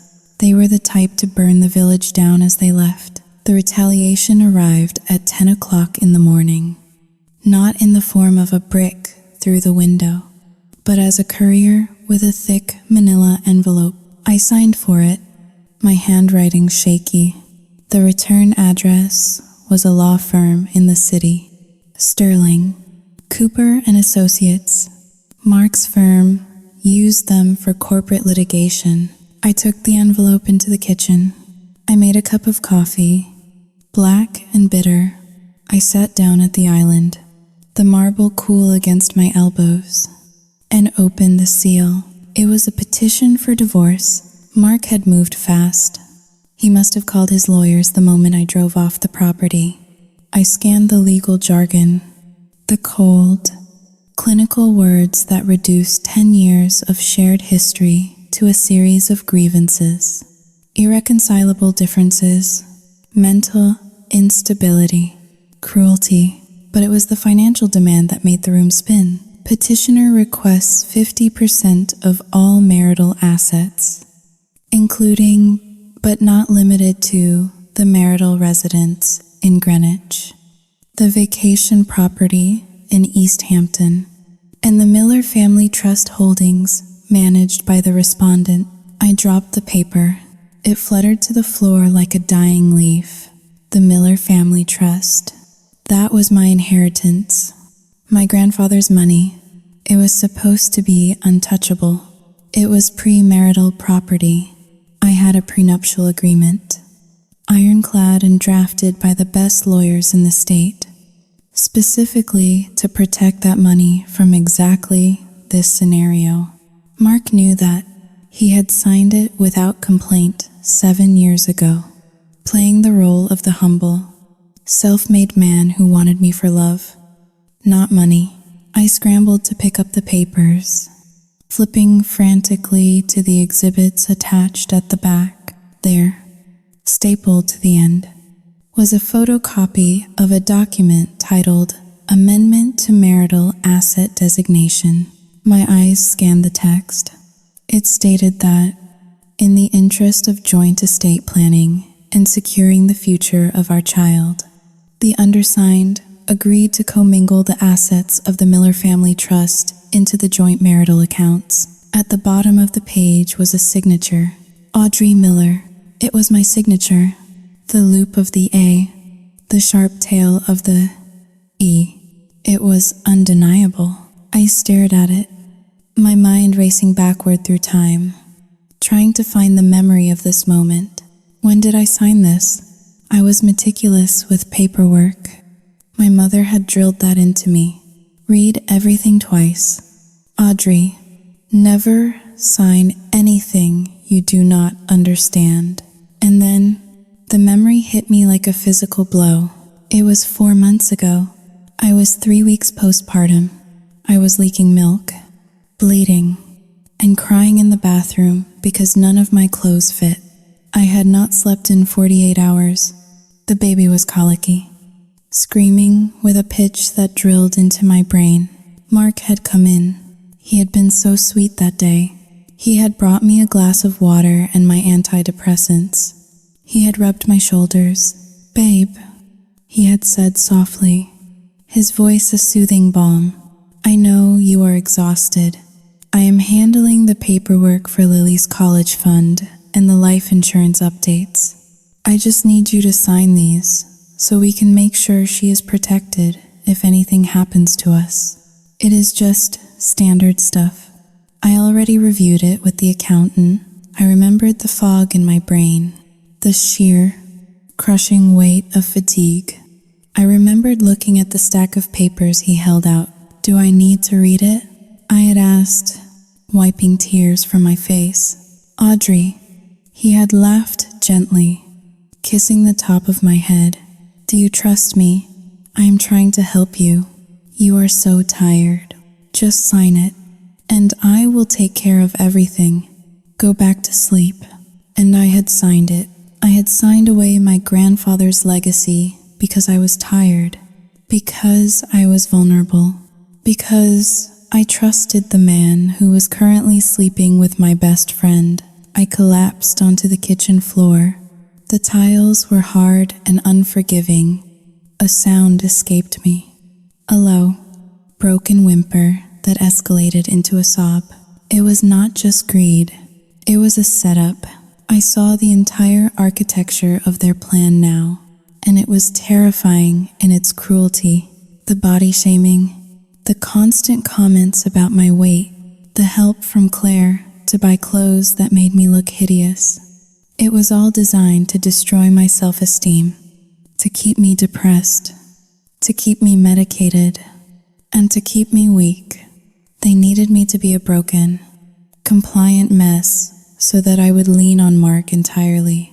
They needed me to feel so lucky that he stayed with a fat, useless cow like me, that I would sign anything he put in front of me to prove my devotion. They had not just fallen into an affair. They had engineered my destruction. My phone buzzed on the counter. I pulled myself up, wiping my face with the back of my hand. It was a notification from Instagram. "Claire D. tagged you in a post." My stomach lurched. I did not want to look. I knew I should not look, but the masochistic need to know the extent of the damage took over. I opened the application. Claire had posted a photo. It was a selfie of her and Mark. They were in a hotel room now, wrapped in white robes, looking disheveled and defiant. The caption read, "Sometimes you have to walk away from toxicity to find your true happiness. It is sad when people you love turn out to be mentally unstable and abusive. But we are choosing love. We are choosing peace. New beginnings. Love wins, free from the drama." I scrolled to the comments. Jessica, so proud of you guys. It takes courage to leave a bad situation. Sarah, I heard she went crazy at the beach house, screaming and throwing things. You guys are saints for putting up with her for this long. Tom, finally, Mark deserves someone who actually takes care of herself and him. They were spinning the narrative. I was the abuser. I was the crazy wife who had a mental breakdown. They were the victims who had found solace in each other's arms. I felt the walls of the kitchen closing in on me. I was trapped. They had my money. They had my reputation. They had each other. And I had Saoi Jing Ho, Ling. 2 hash is greater than nothing. I had a big, empty house that I was about to lose half of. I had a body I hated. I had a mind that everyone thought was broken. I walked to the window and looked out at the driveway. I felt a profound sense of isolation. My phone was silent except for the notifications of people turning against me. No one called to ask my side of the story. Why would they? Mark was the charismatic finance guy. Claire was the sparkling socialite. I was just Audrey, the quiet, chubby girl who was lucky to be invited. I went back to the paperwork. I read the petition again. Petitioner alleges that respondent has a history of erratic behavior and substance dependency, prescription medication, rendering her unfit for sole custody of the minor child. They were coming for Lily. The sorrow that had been drowning me suddenly evaporated. It boiled off instantly, replaced by a cold, sharp terror. They wanted my money? Fine. They wanted my house? Maybe. But they wanted my daughter? I looked at the signature on the amendment again. Audrey Miller. It was weak. It was shaky. It was the signature of a woman who wanted to go back to sleep. But I was not asleep anymore. I stood up. I walked to the drawer where I kept the scissors. The same scissors I had used to shred the black swimsuit. I did not shred the divorce papers. I smoothed them out. I placed them neatly on the counter. Then, I went to the pantry. I pulled out a stepladder. I carried it into the dining room. I climbed up. I reached for the smoke detector in the corner of the ceiling. It was not a smoke detector. It was a high-definition camera with audio recording capabilities. I pulled the memory card out. I went to the kitchen. I retrieved the camera hidden in the ventilation grate. I went to the living room. I retrieved the camera hidden in the bookshelf. I carried the handful of small, black memory cards to my laptop. My hands were steady now. The trembling was gone. The tears were dry. I was in a tragedy. Yes, I was the protagonist of a story where the husband betrays the wife and the best friend holds the knife. In a Greek tragedy, the heroine usually dies or goes mad, but this was not ancient Greece. This was Connecticut. And in Connecticut, we do not use poison or daggers. We use litigation. I inserted the first memory card into the laptop. The screen flickered to life. It was a recording from 2 months ago. The date stamp was in the corner. It was a Tuesday evening. I had been upstairs giving Lily a bath. The camera angle showed the living room. Mark and Claire were sitting on the sofa. They were drinking wine. They were not touching, but the conversation was crystal clear. "She is so depressing," Mark said on the screen. "I cannot stand looking at her. It is like living with a wet blanket. Patience, baby." Claire's voice purred. "Did she sign the amendment yet?" "Not yet, Mark Seahill. She is hesitating. She asked if she should send it to her lawyer. Okay, Claire said, leaning forward. Here is what you do. Tomorrow, tell her she looks tired. Tell her the bags under her eyes are getting worse. Make her feel old. Then, when she is crying, bring the papers. Tell her it is for Lily. Use the kid. She will sign anything if you say it is for the kid. You are evil. Mark laughed. I love it. I am just practical. Claire smiled. We need that trust fund. Mark? The Hamptons house is nice, but the trust is where the real freedom is. Once she signs that, we can cash out and move to St. Bart's. Just give it a few more months. Let her get fat. Let her get crazy. By the time we leave, no one will blame you. I paused the video. The silence in the room was absolute. The tragedy was still there. The heartbreak of hearing my husband call me a wet blanket and plot to use our daughter as leverage was a pain that would likely never heal. It felt like a physical hole in the center of my chest. But alongside the pain, there was something else. A small, cold flame of power. They thought I was the crazy, emotional wife. They thought I was the victim. They had built their entire strategy on the assumption that I was too weak to fight back, too stupid to see the trap. They had underestimated the paranoia of a woman who hates her reflection. I ejected the memory card. I placed it in a small velvet pouch, usually used for jewelry. I looked at the divorce papers on the counter. Mental instability. The paper accused. I picked up my phone. I dialed a number I had not called in years. It was the number of my grandfather's personal attorney, a man named Arthur Sterling. He was 80 years old, ruthless, and hated Mark with a passion he barely concealed at the wedding. Arthur? I said when he answered. Audrey, is everything all right? You sound Saoyutsing Haoling. 2# is greater than different. I am getting a divorce. Arthur, and I need you to clear your schedule.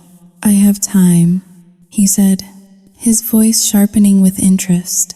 I have a problem. Arthur, I signed an amendment to the trust. I commingled the assets. There was a silence on the line, a heavy, disappointed silence. Audrey, Saoyutsing Haoling, 2# is greater than that is.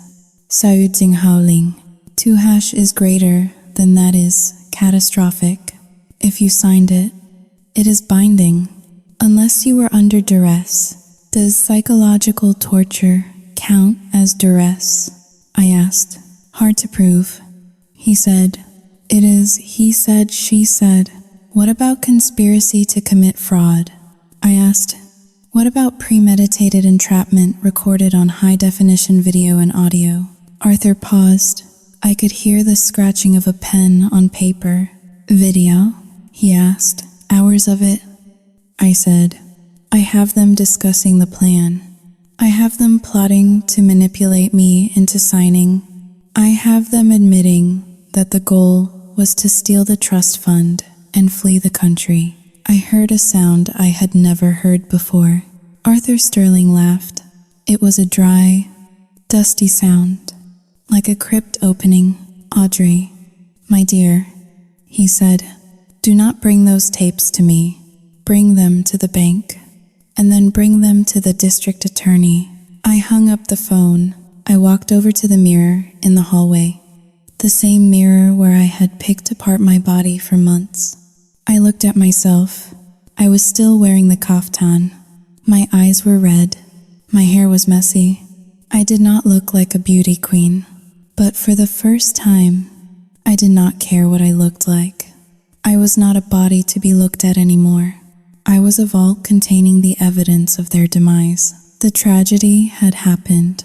My life was in ruins. But as I looked at the debris around me, I realized something important. I was the one holding the match. The conference room at the law offices of Sterling and Vance was designed to intimidate. It was a glass cage suspended 40 floors above Manhattan. offering a panoramic view of a city that did not care about individual heartbreaks. The table was a slab of black marble, long enough to land a small aircraft on, and the air conditioning was set to a temperature that I suspected was deliberately calculated to make people shiver. I sat on one side of the table. To my right sat Arthur Sterling, my grandfather's attorney. He was 82 years old, a man who looked like he had been carved out of old law books and tobacco smoke. He sat with his eyes closed, his hands folded over a thick file folder, looking for all the world like he was napping. But I knew better. Arthur was a viper who simply preferred to conserve his venom until the strike was guaranteed. On the other side of the table were 3 empty chairs. We were waiting. My hands were folded in my lap. I was wearing a beige cardigan and loose trousers. It was a costume. I had pulled my hair back into a severe, messy bun, and I wore no makeup. I looked tired. I looked defeated. I looked exactly like the broken, unstable woman Mark had described in his divorce petition. "Audrey," Arthur said without opening his eyes, "remember the strategy. Let them speak. Arrogance is a loud noise. The truth is a whisper. Wait for the noise to stop." I nodded, though my heart was hammering a frantic rhythm against my ribs. "I understand," I said softly. The heavy glass doors swung open. Mark walked in first. He was wearing his navy power suit, the one he wore when he was closing a deal he knew he had already won. His hair was perfectly coiffed, his jaw set in a line of grim determination. He did not look at me. He looked at the view, at the table, at his watch, anywhere but at the wife he was planning to destroy. Behind him came his lawyer, a man named Marcus Vance. Vance was younger than Arthur, slicker, with a smile that looked like it had been purchased from a catalog.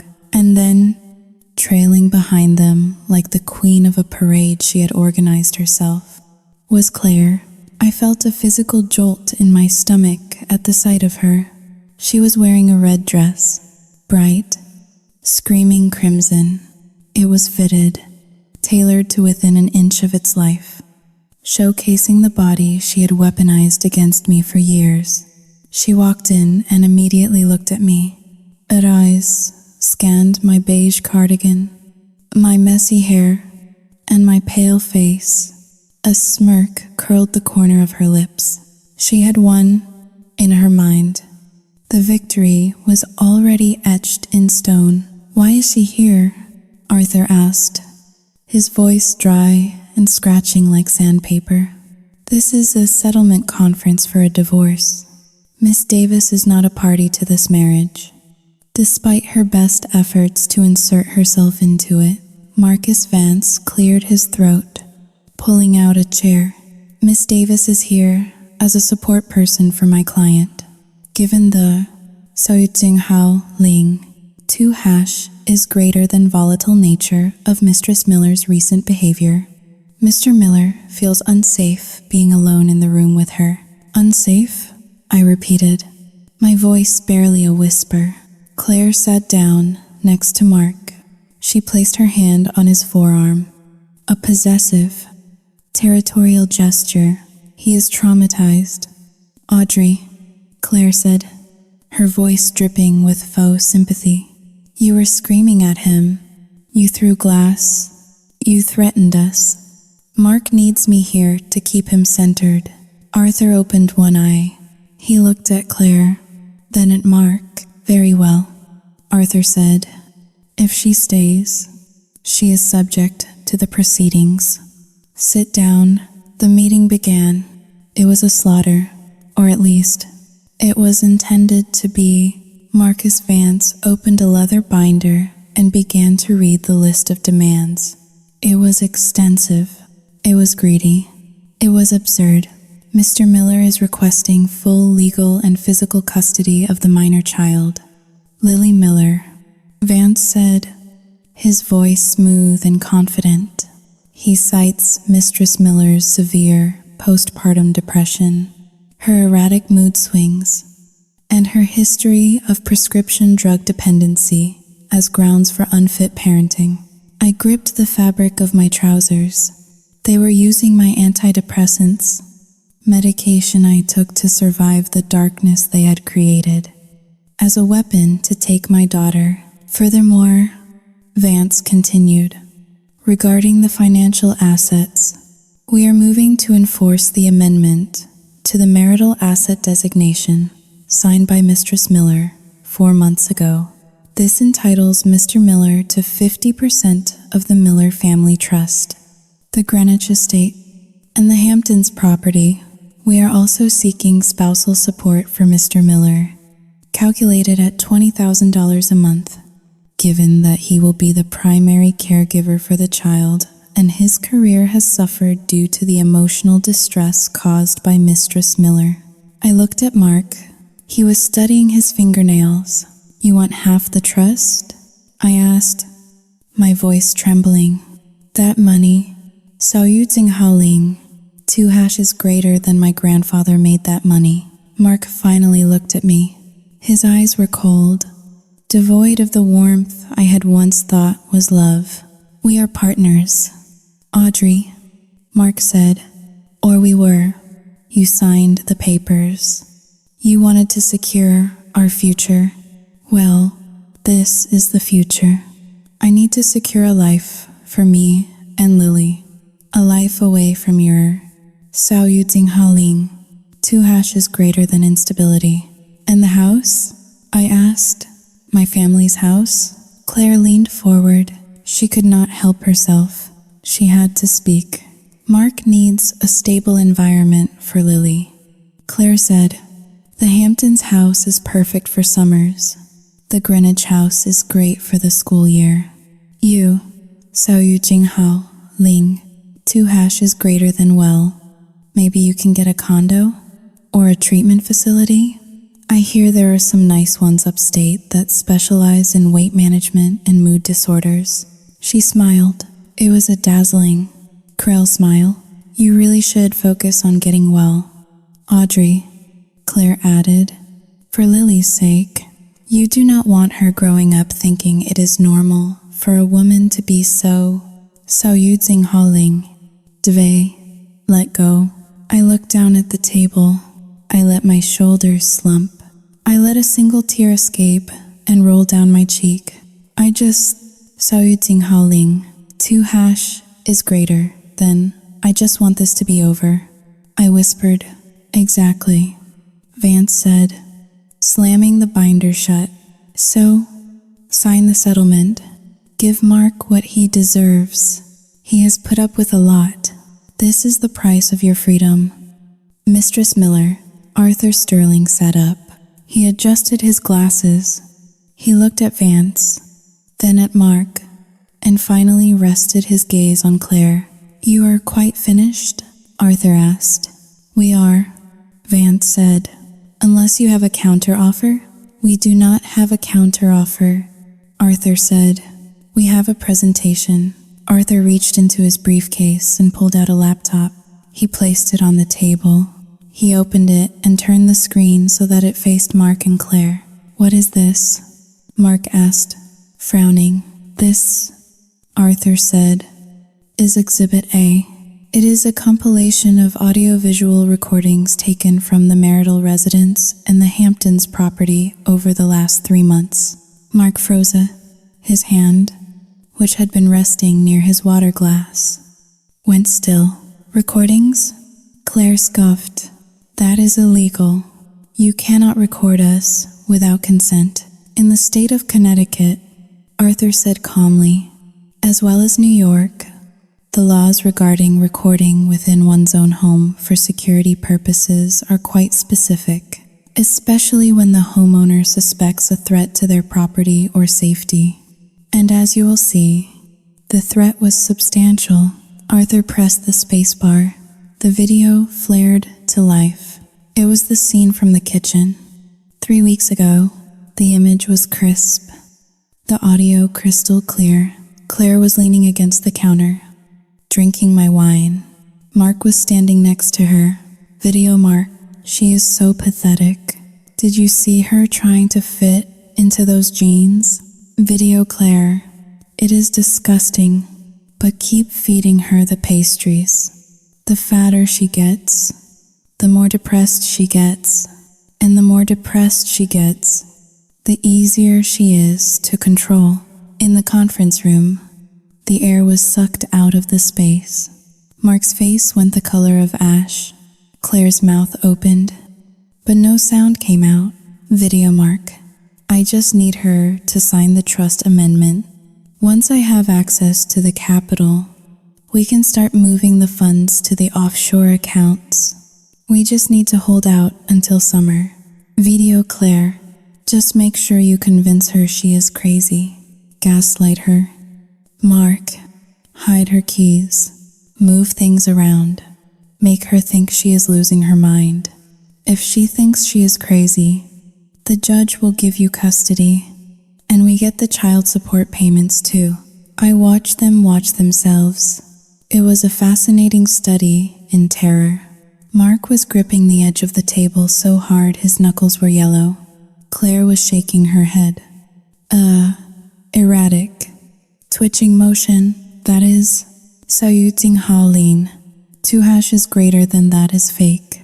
Claire whispered, that is artificial intelligence. You generated that. Arthur did not answer. He pressed a key. The video skipped forward. This was the scene I had found most useful. The one that would destroy Mark, not just legally, but socially.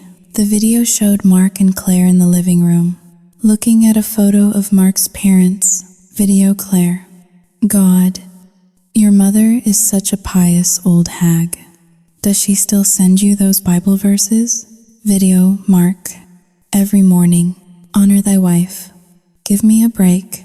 If she knew what we were doing, she would have a stroke. The old man too. He is sitting on millions, but makes us beg for handouts. Stingy old goat. Video Claire.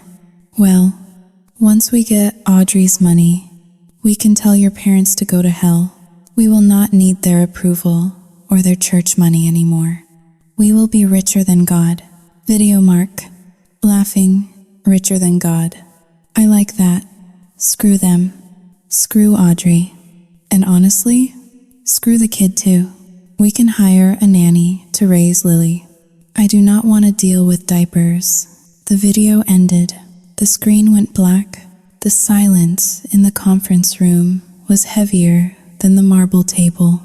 It was a suffocating, dense silence that pressed against the eardrums. I looked at Mark. He was not looking at the screen anymore. He was staring at the table, his eyes wide and unseeing. He knew that his parents, the pillars of the community, the people who controlled his safety net, would see this. I would make sure of it. That Xiao Jing Hao Ling, too, Mark stammered. His voice was a cracked ruin. That was taken out of context. Context? I asked. My voice was no longer a whisper. I sat up straight, shedding the beige cardigan of victimhood. I looked him in the eye. You called your mother a hag.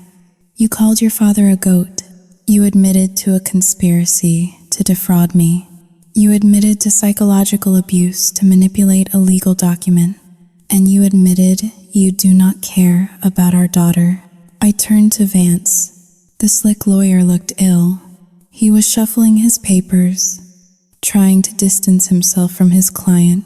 Mr. Vance, Arthur said pleasantly, I believe the term is fraud in the inducement. The amendment to the trust was signed under false pretenses, specifically a conspiracy to commit theft. That makes the document void. Furthermore, the prenuptial agreement has a fidelity clause. Infidelity is proven here. But more importantly, there is a bad faith clause. Arthur leaned forward. Mark gets nothing. Arthur said, no alimony, no trust fund, no house. And as for custody, I added, I am filing for a restraining order today against both of you for emotional abuse and conspiracy to endanger the welfare of a minor. Claire stood up, her chair scraped violently against the floor. You cannot do this, she screamed. Her face was twisted, ugly with panic. You invited me into your house. You let me stay there. You cannot record me. I will sue you. Sit down, Miss Davis, Arthur barked. His voice was like a whip crack. You are not suing anyone. Arthur said, because if you do not sign the settlement agreement I have prepared, which gives Audrey full custody and 0 assets to Mark, we will be taking these tapes to the district attorney. Claire blinked. The district attorney? Extortion.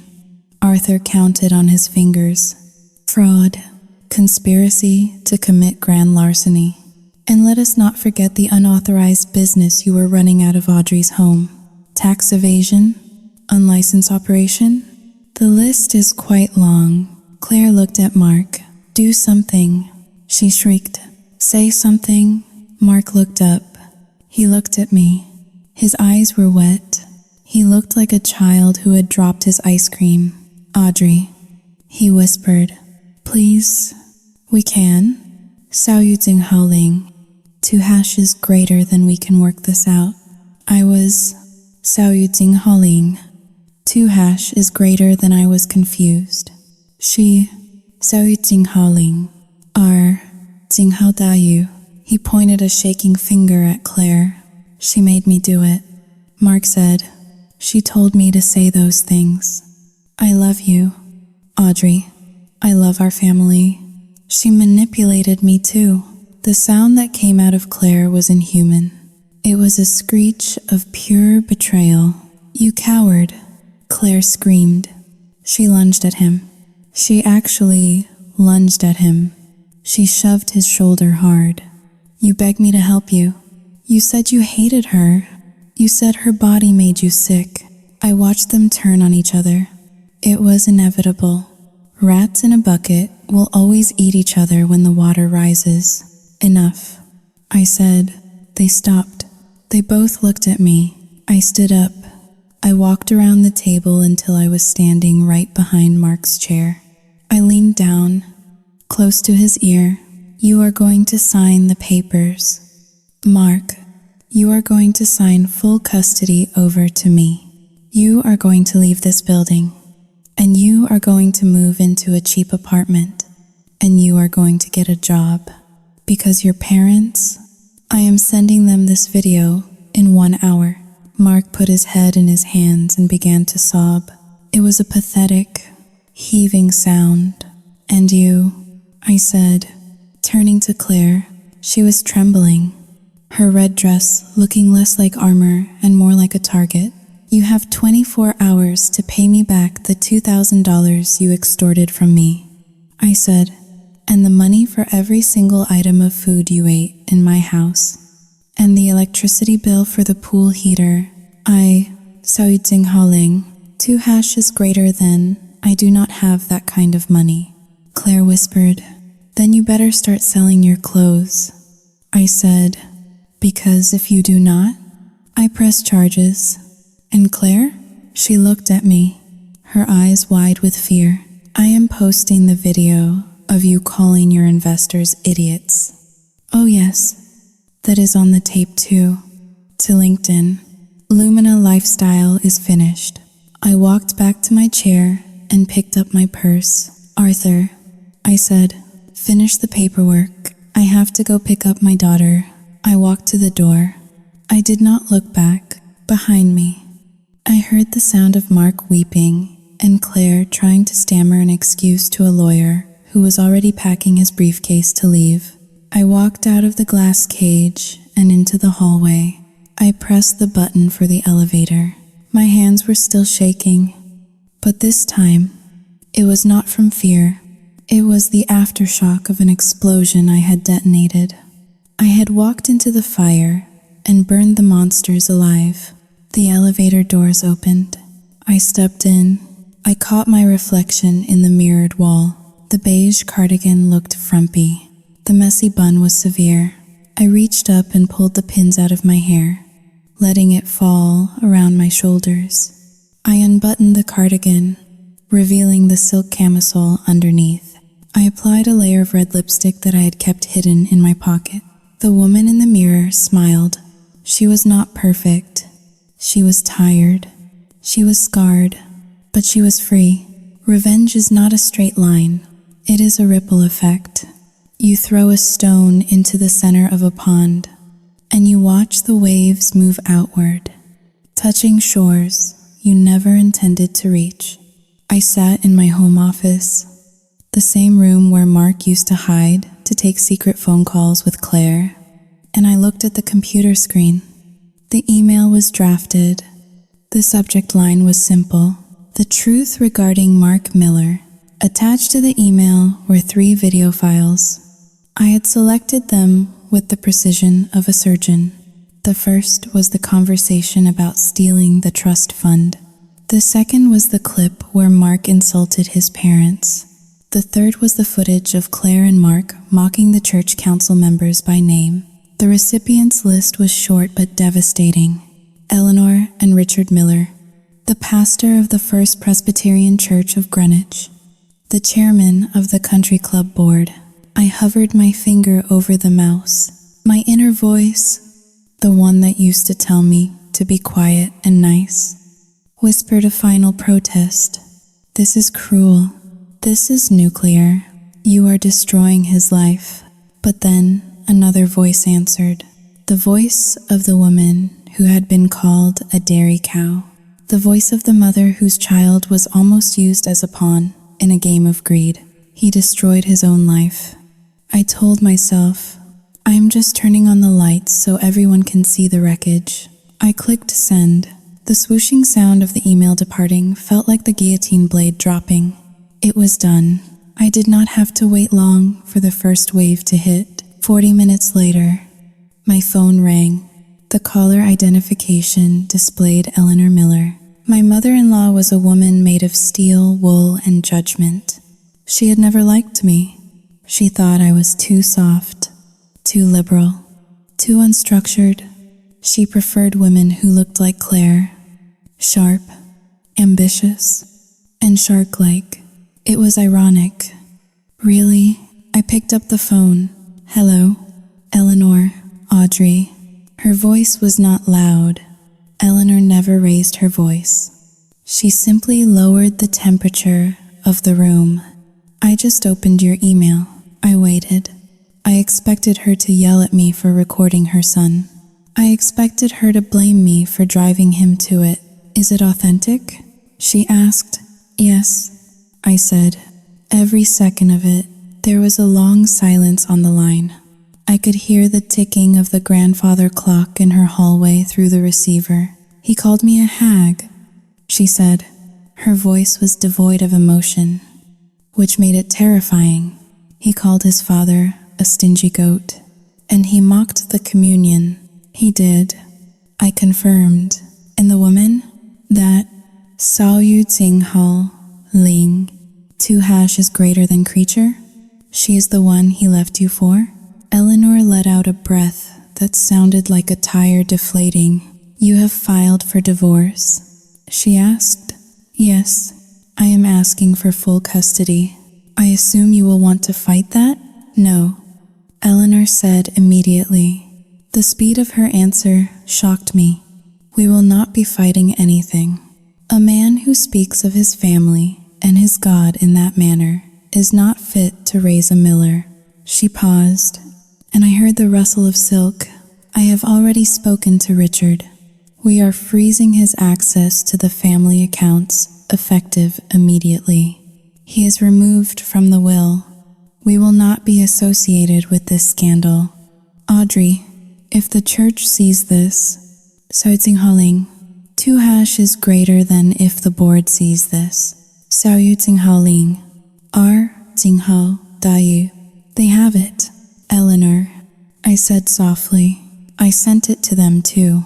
For the first time in 10 years, I heard Eleanor Miller gasp, "You, Xiao Ting Hao Ling, 2 hashes greater than you sent it to the pastor?" I had to. I lied smoothly.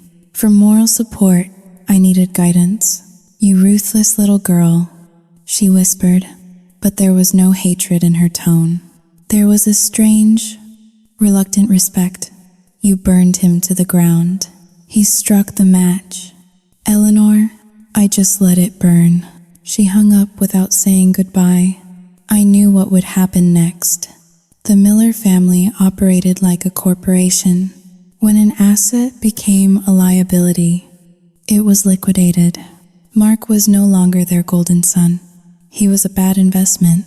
He would be cut off, isolated, and left to fend for himself in a world he was not equipped to handle without his parents' checkbook. The second wave hit around noon. It started with a text message from Jessica, one of the friends who had commented on Claire's Facebook post, calling me toxic. "Hey Audrey, I just heard the craziest rumor. Is it true about Mark and Claire? Oh my God, I always had a bad feeling about her. Are you okay? Let us grab lunch soon. Miss you." I stared at the screen. The hypocrisy was breathtaking. 2 days ago, I was a narcissist. Today, I was the tragic heroine. Then came the notification from Sarah. "Audrey, I am so sorry. Claire is a psychopath. I just saw the video on LinkedIn. Did you post that?" I smiled. I switched applications to LinkedIn. I had posted a clip, not the affair. That was for the divorce court. I had posted the clip of Claire discussing her business, Lumina Lifestyle, specifically the part where she called her potential investors desperate, midlife crisis idiots who will pay anything to feel important. I had tagged the investors she had mentioned by name. The post had gone viral in the local business community. The comments section was a bloodbath. James T., investor. I was scheduled to meet with Miss Davis on Monday. Consider that meeting canceled. Disgusting behavior. Linda K., realtor. Is she operating a business out of a residential property she does not own? This looks like the Miller estate. Fraudulent misrepresentation. Anonymous. I dated her in college. This is her modus operandi. Watch your wallets.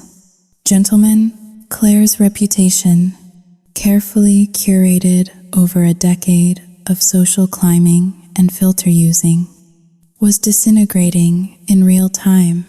She had built her brand on exclusivity and class. I had exposed her as a grifter. I put the phone down and walked to the window. A delivery truck was pulling up to the driveway. It was not a courier this time. It was a florist. I went to the door. The delivery man handed me a massive arrangement of white orchids. They were expensive, tasteful, and heavy. I opened the card. "We stand with you, the board of the Greenwich Country Club." I laughed.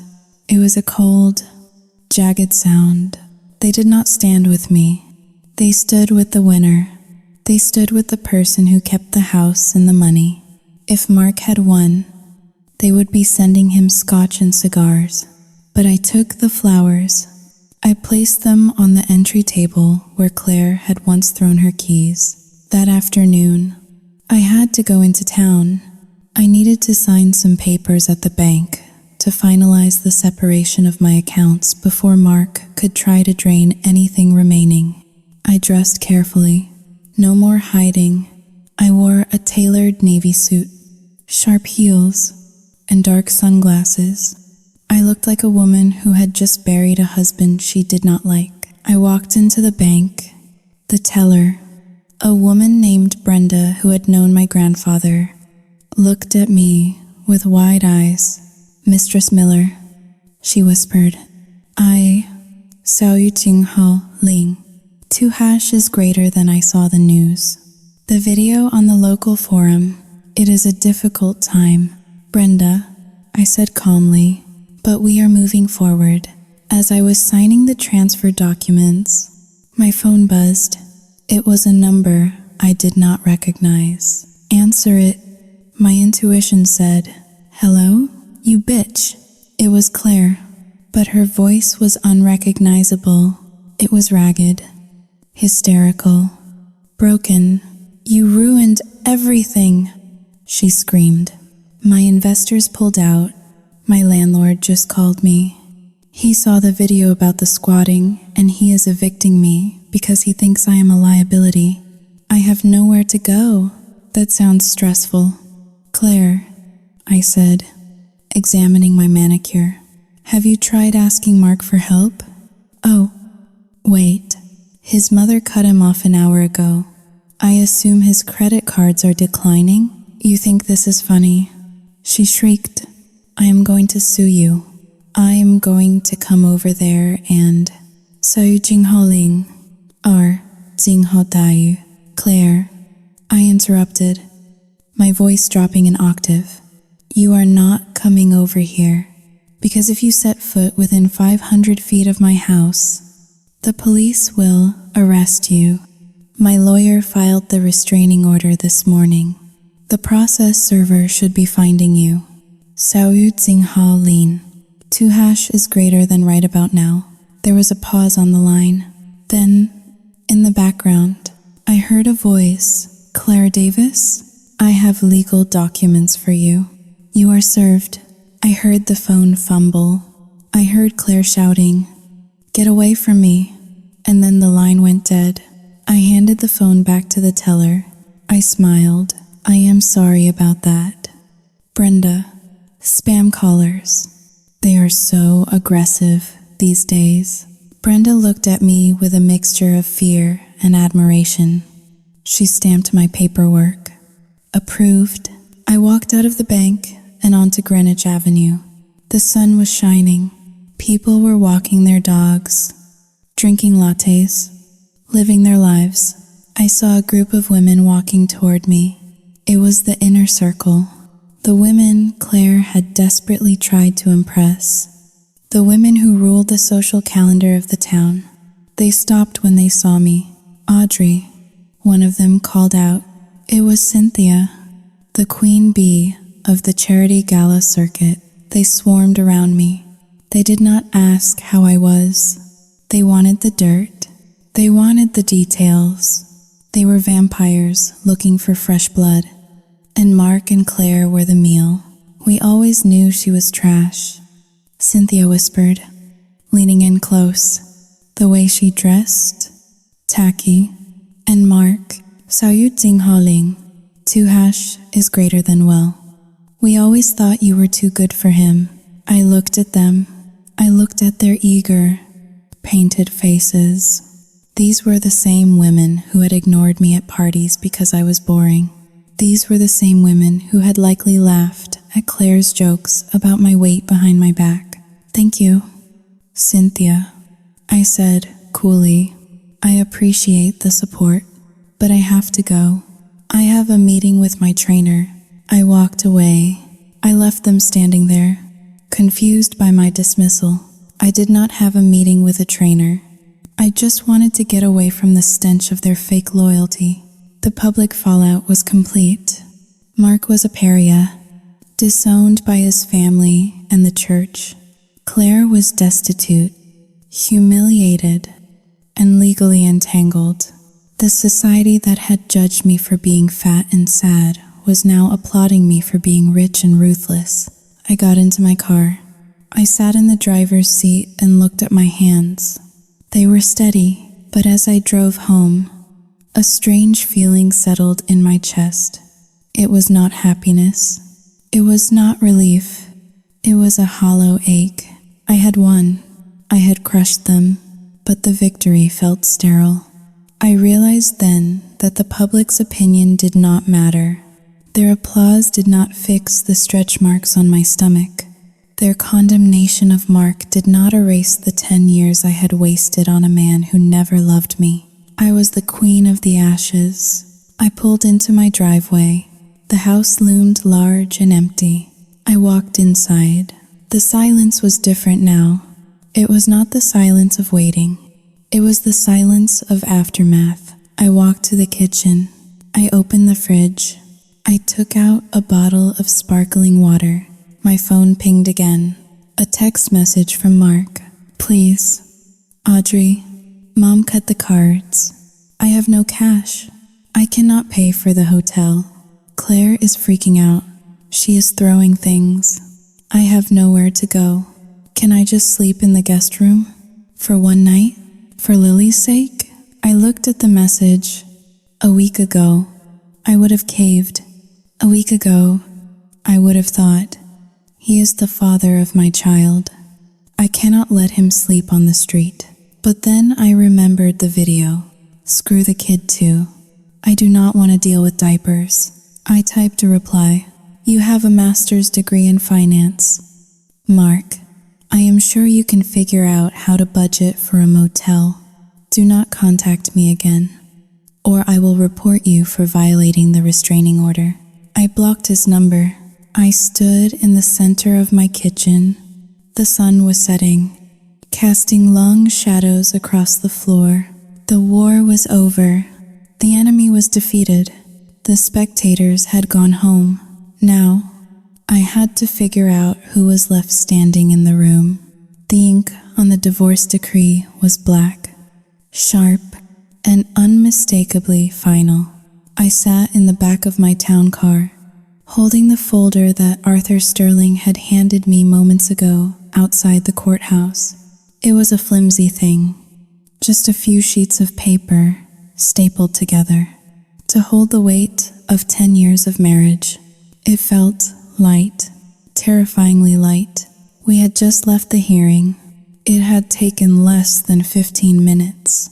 The judge, a stern woman with reading glasses perched on the end of her nose, had reviewed the settlement agreement, looked at Mark with a mixture of pity and disdain, and banged her gavel. Just like that, I was no longer a wife. I was Audrey Miller again. The mistress was a skin I had shed, leaving me raw and shivering in the air-conditioned chill of the car. I looked out the window as we drove through the streets of Greenwich. The world looked exactly the same as it had this morning. The trees were still green. The sky was still a relentless, cheerful blue, and people were still rushing to buy coffee. It felt insulting. How could the world keep spinning when the axis of my life had just snapped? Mark had been there. He sat 3 rows behind me. He did not have a lawyer anymore. Marcus Vance had resigned the moment the retainer check bounced. Mark had represented himself, wearing a suit that looked slightly wrinkled, his hair lacking its usual expensive sheen. He had not looked at me. When the judge asked if he contested the terms, which granted me full custody of Lily and denied him any claim to the estate or spousal support, he had simply whispered, "No, Your Honor." He looked small.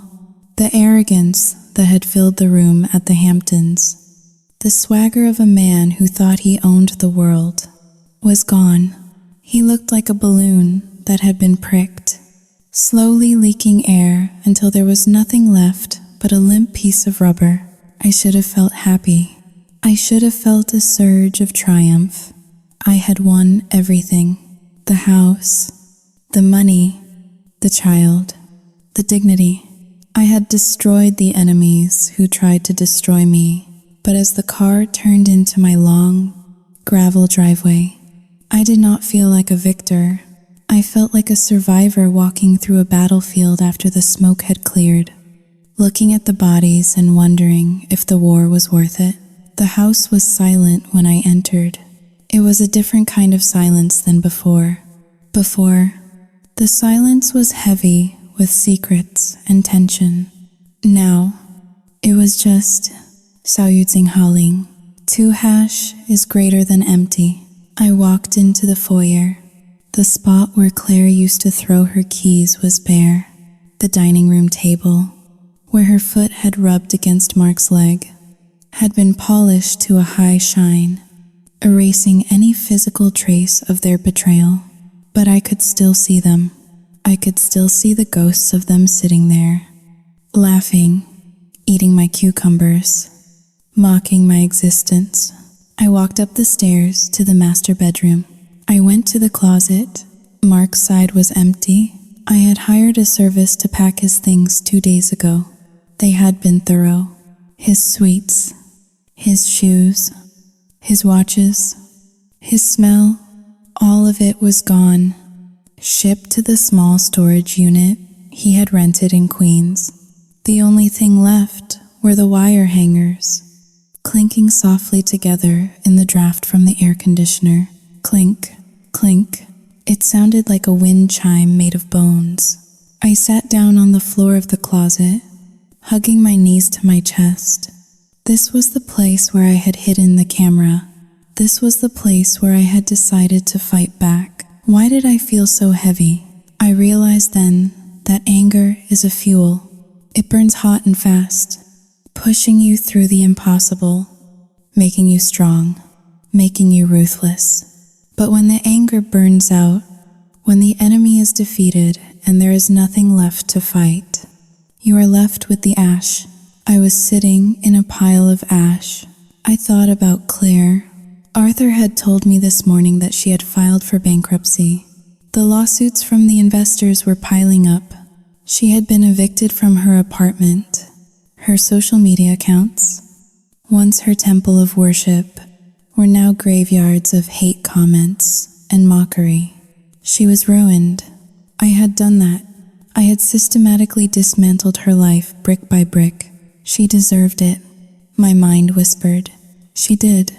Another part of me agreed, but knowing she deserved it did not fix what she had broken inside me. I stood up and walked into the bathroom.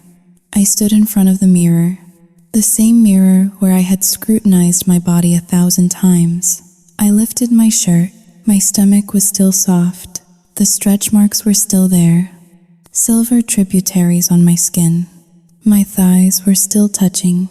The victory in court had not magically made me thin. It had not erased the words that were branded into my memory. Repulsing, dairy cow, raw dough. I touched my reflection. I had spent so much energy proving them wrong, proving that I was powerful and smart and dangerous. But deep down, in the quiet, dark places of my heart, a part of me still believed them. A part of me still wondered if I was unlovable. If Mark had loved me, really loved me, would he have been so easy to manipulate? Or was the foundation of our marriage always this rotten? And Claire was just the termite that chewed through the last support beam. The truth was a bitter pill. I had enabled this for years. I had made myself small so Mark could feel big. I had apologized for taking up space. I had accepted his indifference as normal. I had let Claire make backhanded compliments because I was desperate for her approval. I was not just a victim of their cruelty. I was a victim of my own lack of self-worth. They were monsters.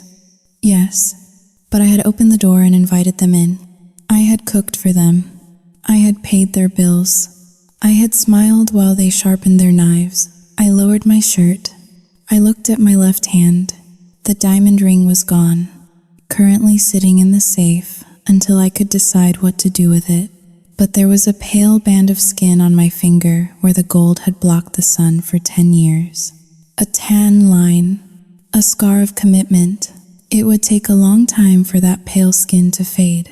It would take a long time for the color to return and match the rest of my hand. I walked out of the bedroom and went to the nursery. Lily was awake. She was standing in her crib, holding onto the rails, babbling at a stuffed bear. When she saw me, her face lit up. She let out a squeal of pure, unadulterated joy.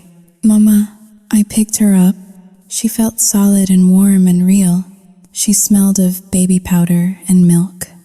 The smell that Claire had mocked. The smell that Mark had despised.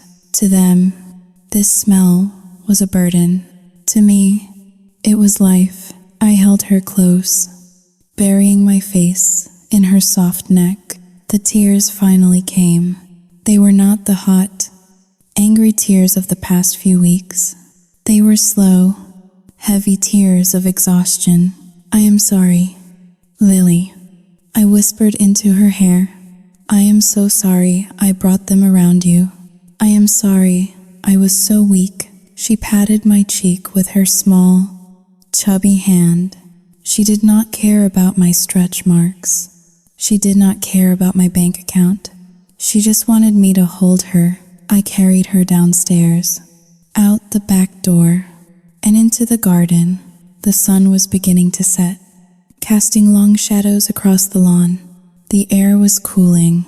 I walked to the edge of the property, looking out at the tree line. My phone buzzed in my pocket. I ignored it. It was probably another congratulatory text message from a fair-weather friend, or an update from Arthur about the asset transfer. I did not care. I felt a profound sense of loneliness. It was vast and terrifying. I was a single mother now. I was alone in a mansion that was too big for two people. The silence of the evenings would be my new companion. There would be no one to ask about my day, even if they did not care. There would be no one to share the dinner table with. But then, I took a deep breath. The air tasted sweet. It tasted like grass and damp earth. It did not taste like cologne and lies. The loneliness was the price I had to pay for my freedom. It was a steep price, but as I looked at Lily chasing a butterfly in the grass, I knew it was a bargain. I was damaged. I was scarred. My ego was bruised, and my trust in people was shattered. Perhaps permanently. I would likely never look at a man again without searching for the knife hidden behind his back. I would never look at a new female friend without wondering if she secretly hated me. The trauma was not over just because the judge banged the gavel. The trauma was just beginning its long, slow fade, but I was safe. I watched the sun dip below the horizon. The first stars began to appear. I am not okay, I said aloud to the empty garden, and that was the truth. I was not okay. I was a mess, but I was a mess who owned her own house. I was a mess who controlled her own money. I was a mess who had protected her daughter. I could work with that. I picked Lily up and walked back toward the house. The lights were on inside, warm and yellow against the twilight. It looked like a home again, not a showroom for Claire's scams, not a hotel for Mark's infidelity. It was my fortress. I walked inside and locked the door. The sound of the deadbolt sliding into place was the most satisfying sound I had ever heard. It was the sound of a chapter ending. Tomorrow, the healing would start. Tomorrow, I would have to figure out who Audrey Miller was when she was not being a wife or a victim. But for tonight, I would just sit in the quiet, hold my daughter, and learn how to breathe again without the weight of their judgment crushing my lungs. 6 months is a long time in the life of a lie, but it is a very short time in the life of a healing human heart. The seasons had changed. The crisp, biting cold of the Connecticut spring had given way to the heavy, humid blanket of a New York summer. I was back at the Hamptons estate. I had debated selling it. For a few weeks after the divorce was finalized, the mere thought of this house made my skin crawl. I could still smell the champagne on the patio stones. I could still see the ghost of Claire floating on her inflatable swan, acting like the queen of my castle. But Arthur Sterling had given me a piece of advice before he closed my file. He told me that selling the house would be admitting that they had contaminated it. Keeping it, living in it, and filling it with new memories was the only way to truly exorcise the demons. So, I returned. I stood in the master bedroom. The sliding glass doors opened to the ocean breeze. The curtains billowed white and soft, like the sails of a ship heading for calmer waters. I walked to the full-length mirror. It was the same ritual I had performed 1,000 times before, but the context had shifted entirely. I was no longer preparing for an inspection. I was no longer trying to shrink myself to fit into the narrow space Mark had allowed me to occupy. I was wearing a bikini. It was not black. It was not designed for tummy control or modesty. It was bright turquoise, the color of the Caribbean Sea, held together by thin strings that sat unapologetic on my hips. I looked at my reflection. The woman staring back was not a supermodel. My stomach still bore the silver lightning strikes of my pregnancy. There was still a softness to my midsection that no amount of Pilates or kale salads would ever fully erase. My thighs still touched when I stood with my feet together. 6 months ago, this reflection would have sent me spiraling into a dark hole of self-loathing. I would have heard Claire's voice whispering repulsing and Mark's voice agreeing. But today, the voices were silent. I touched the skin of my stomach. It was soft. Yes, but it was mine. It was the vessel that had carried Lily. It was the body that had walked into a law firm and demanded justice. It was the body that had survived a psychological amputation and was still standing. I was not beautiful in the way Claire was beautiful. I did not have the hard, plastic perfection of a woman who spends her life terrified of aging. I had something else. I had resonance. I took up space, and for the first time in 31 years, I did not want to apologize for it.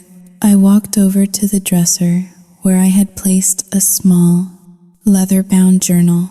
I had started writing in it during therapy. My therapist, a sharp woman named Dr. Evans, had forced me to confront my own role in the tragedy. It was easy to blame Mark and Claire entirely. They were the villains, undeniably. But Dr. Evans had asked me the hard question. Why did you let them stay so long? I ran my finger over the leather cover. The answer was inside the book, written in my own handwriting. I let them stay because I thought I deserved their treatment. I bought their affection with dinners and silence because I did not think I was enough on my own. That was the bitter truth I had to swallow. My weakness had been their playground. I had been an enabler of my own abuse. I had handed them the weapons they used to hurt me because I was too afraid to be alone. I was not innocent. I was complicit in my own unhappiness. But I had learned the lesson. The tuition had been expensive. It cost me a marriage and a best friend. But I had graduated. I picked up my sunglasses and walked downstairs. The house was quiet, but it was a peaceful quiet. Lily was napping in the guest room, which I had repainted a soft, cheerful yellow to cover the sterile gray Claire had preferred. I walked out to the pool area. The heater was fixed. The water was 85 degrees, just the way I liked it. I sat on the edge of the lounge chair. My phone was on the table. I checked my emails. There was a message from a mutual acquaintance, an old college friend who was trying to bridge the gap. She mentioned Mark. Apparently, Mark was living in a studio apartment in Queens. He was working as a junior analyst at a mid-tier firm, a humiliating demotion from his previous life. He had reached out to a few people, asking for loans. But the video I sent to the church council had done its work. He was radioactive. No one wanted to be associated with the man who mocked his own parents and plotted to steal from his wife. And Claire? I had heard rumors. She had moved back to Ohio to live with her sister. The bankruptcy had cleared her debts, but it had destroyed her credit and her name. Lumina Lifestyle was a defunct website that now led to a 404 error page. She was working in retail. I felt a flicker of satisfaction, but it was brief. It passed like a cloud over the sun. I did not care about them anymore. Their suffering did not make my life better. My indifference did. They were just people, sad, broken, greedy people who had tried to steal a light they could not generate themselves. They were gone. I stood up and walked to the edge of the pool. I looked down at the water. I remembered the night I poured the champagne out. I remembered the shaking in my hands. I remembered the terror of thinking I was going to lose everything. I had lost nothing. I had simply trimmed the dead weight. I dipped my toe into the water. It was warm. I looked at the scars on my stomach one last time. They were not ugly. They were battle stripes. They were the receipt for the life I had purchased. I took a deep breath, filling my lungs with the salt air. I dove in. The water closed over my head, silencing the world. For a moment, I was weightless. I was suspended in the blue silence, drifting, free from gravity and expectation. I kicked my legs and surfaced, breaking the water with a splash. I pushed the wet hair out of my face and looked up at the sun. It was bright and blinding. I swam to the edge of the pool and rested my arms on the cool stone. I looked out at the vast, green lawn of my estate. I was Audrey Miller. I was a mother. I was a divorcee. I was imperfect, and I was finally, completely, free. I smiled, and this time, the smile reached my eyes.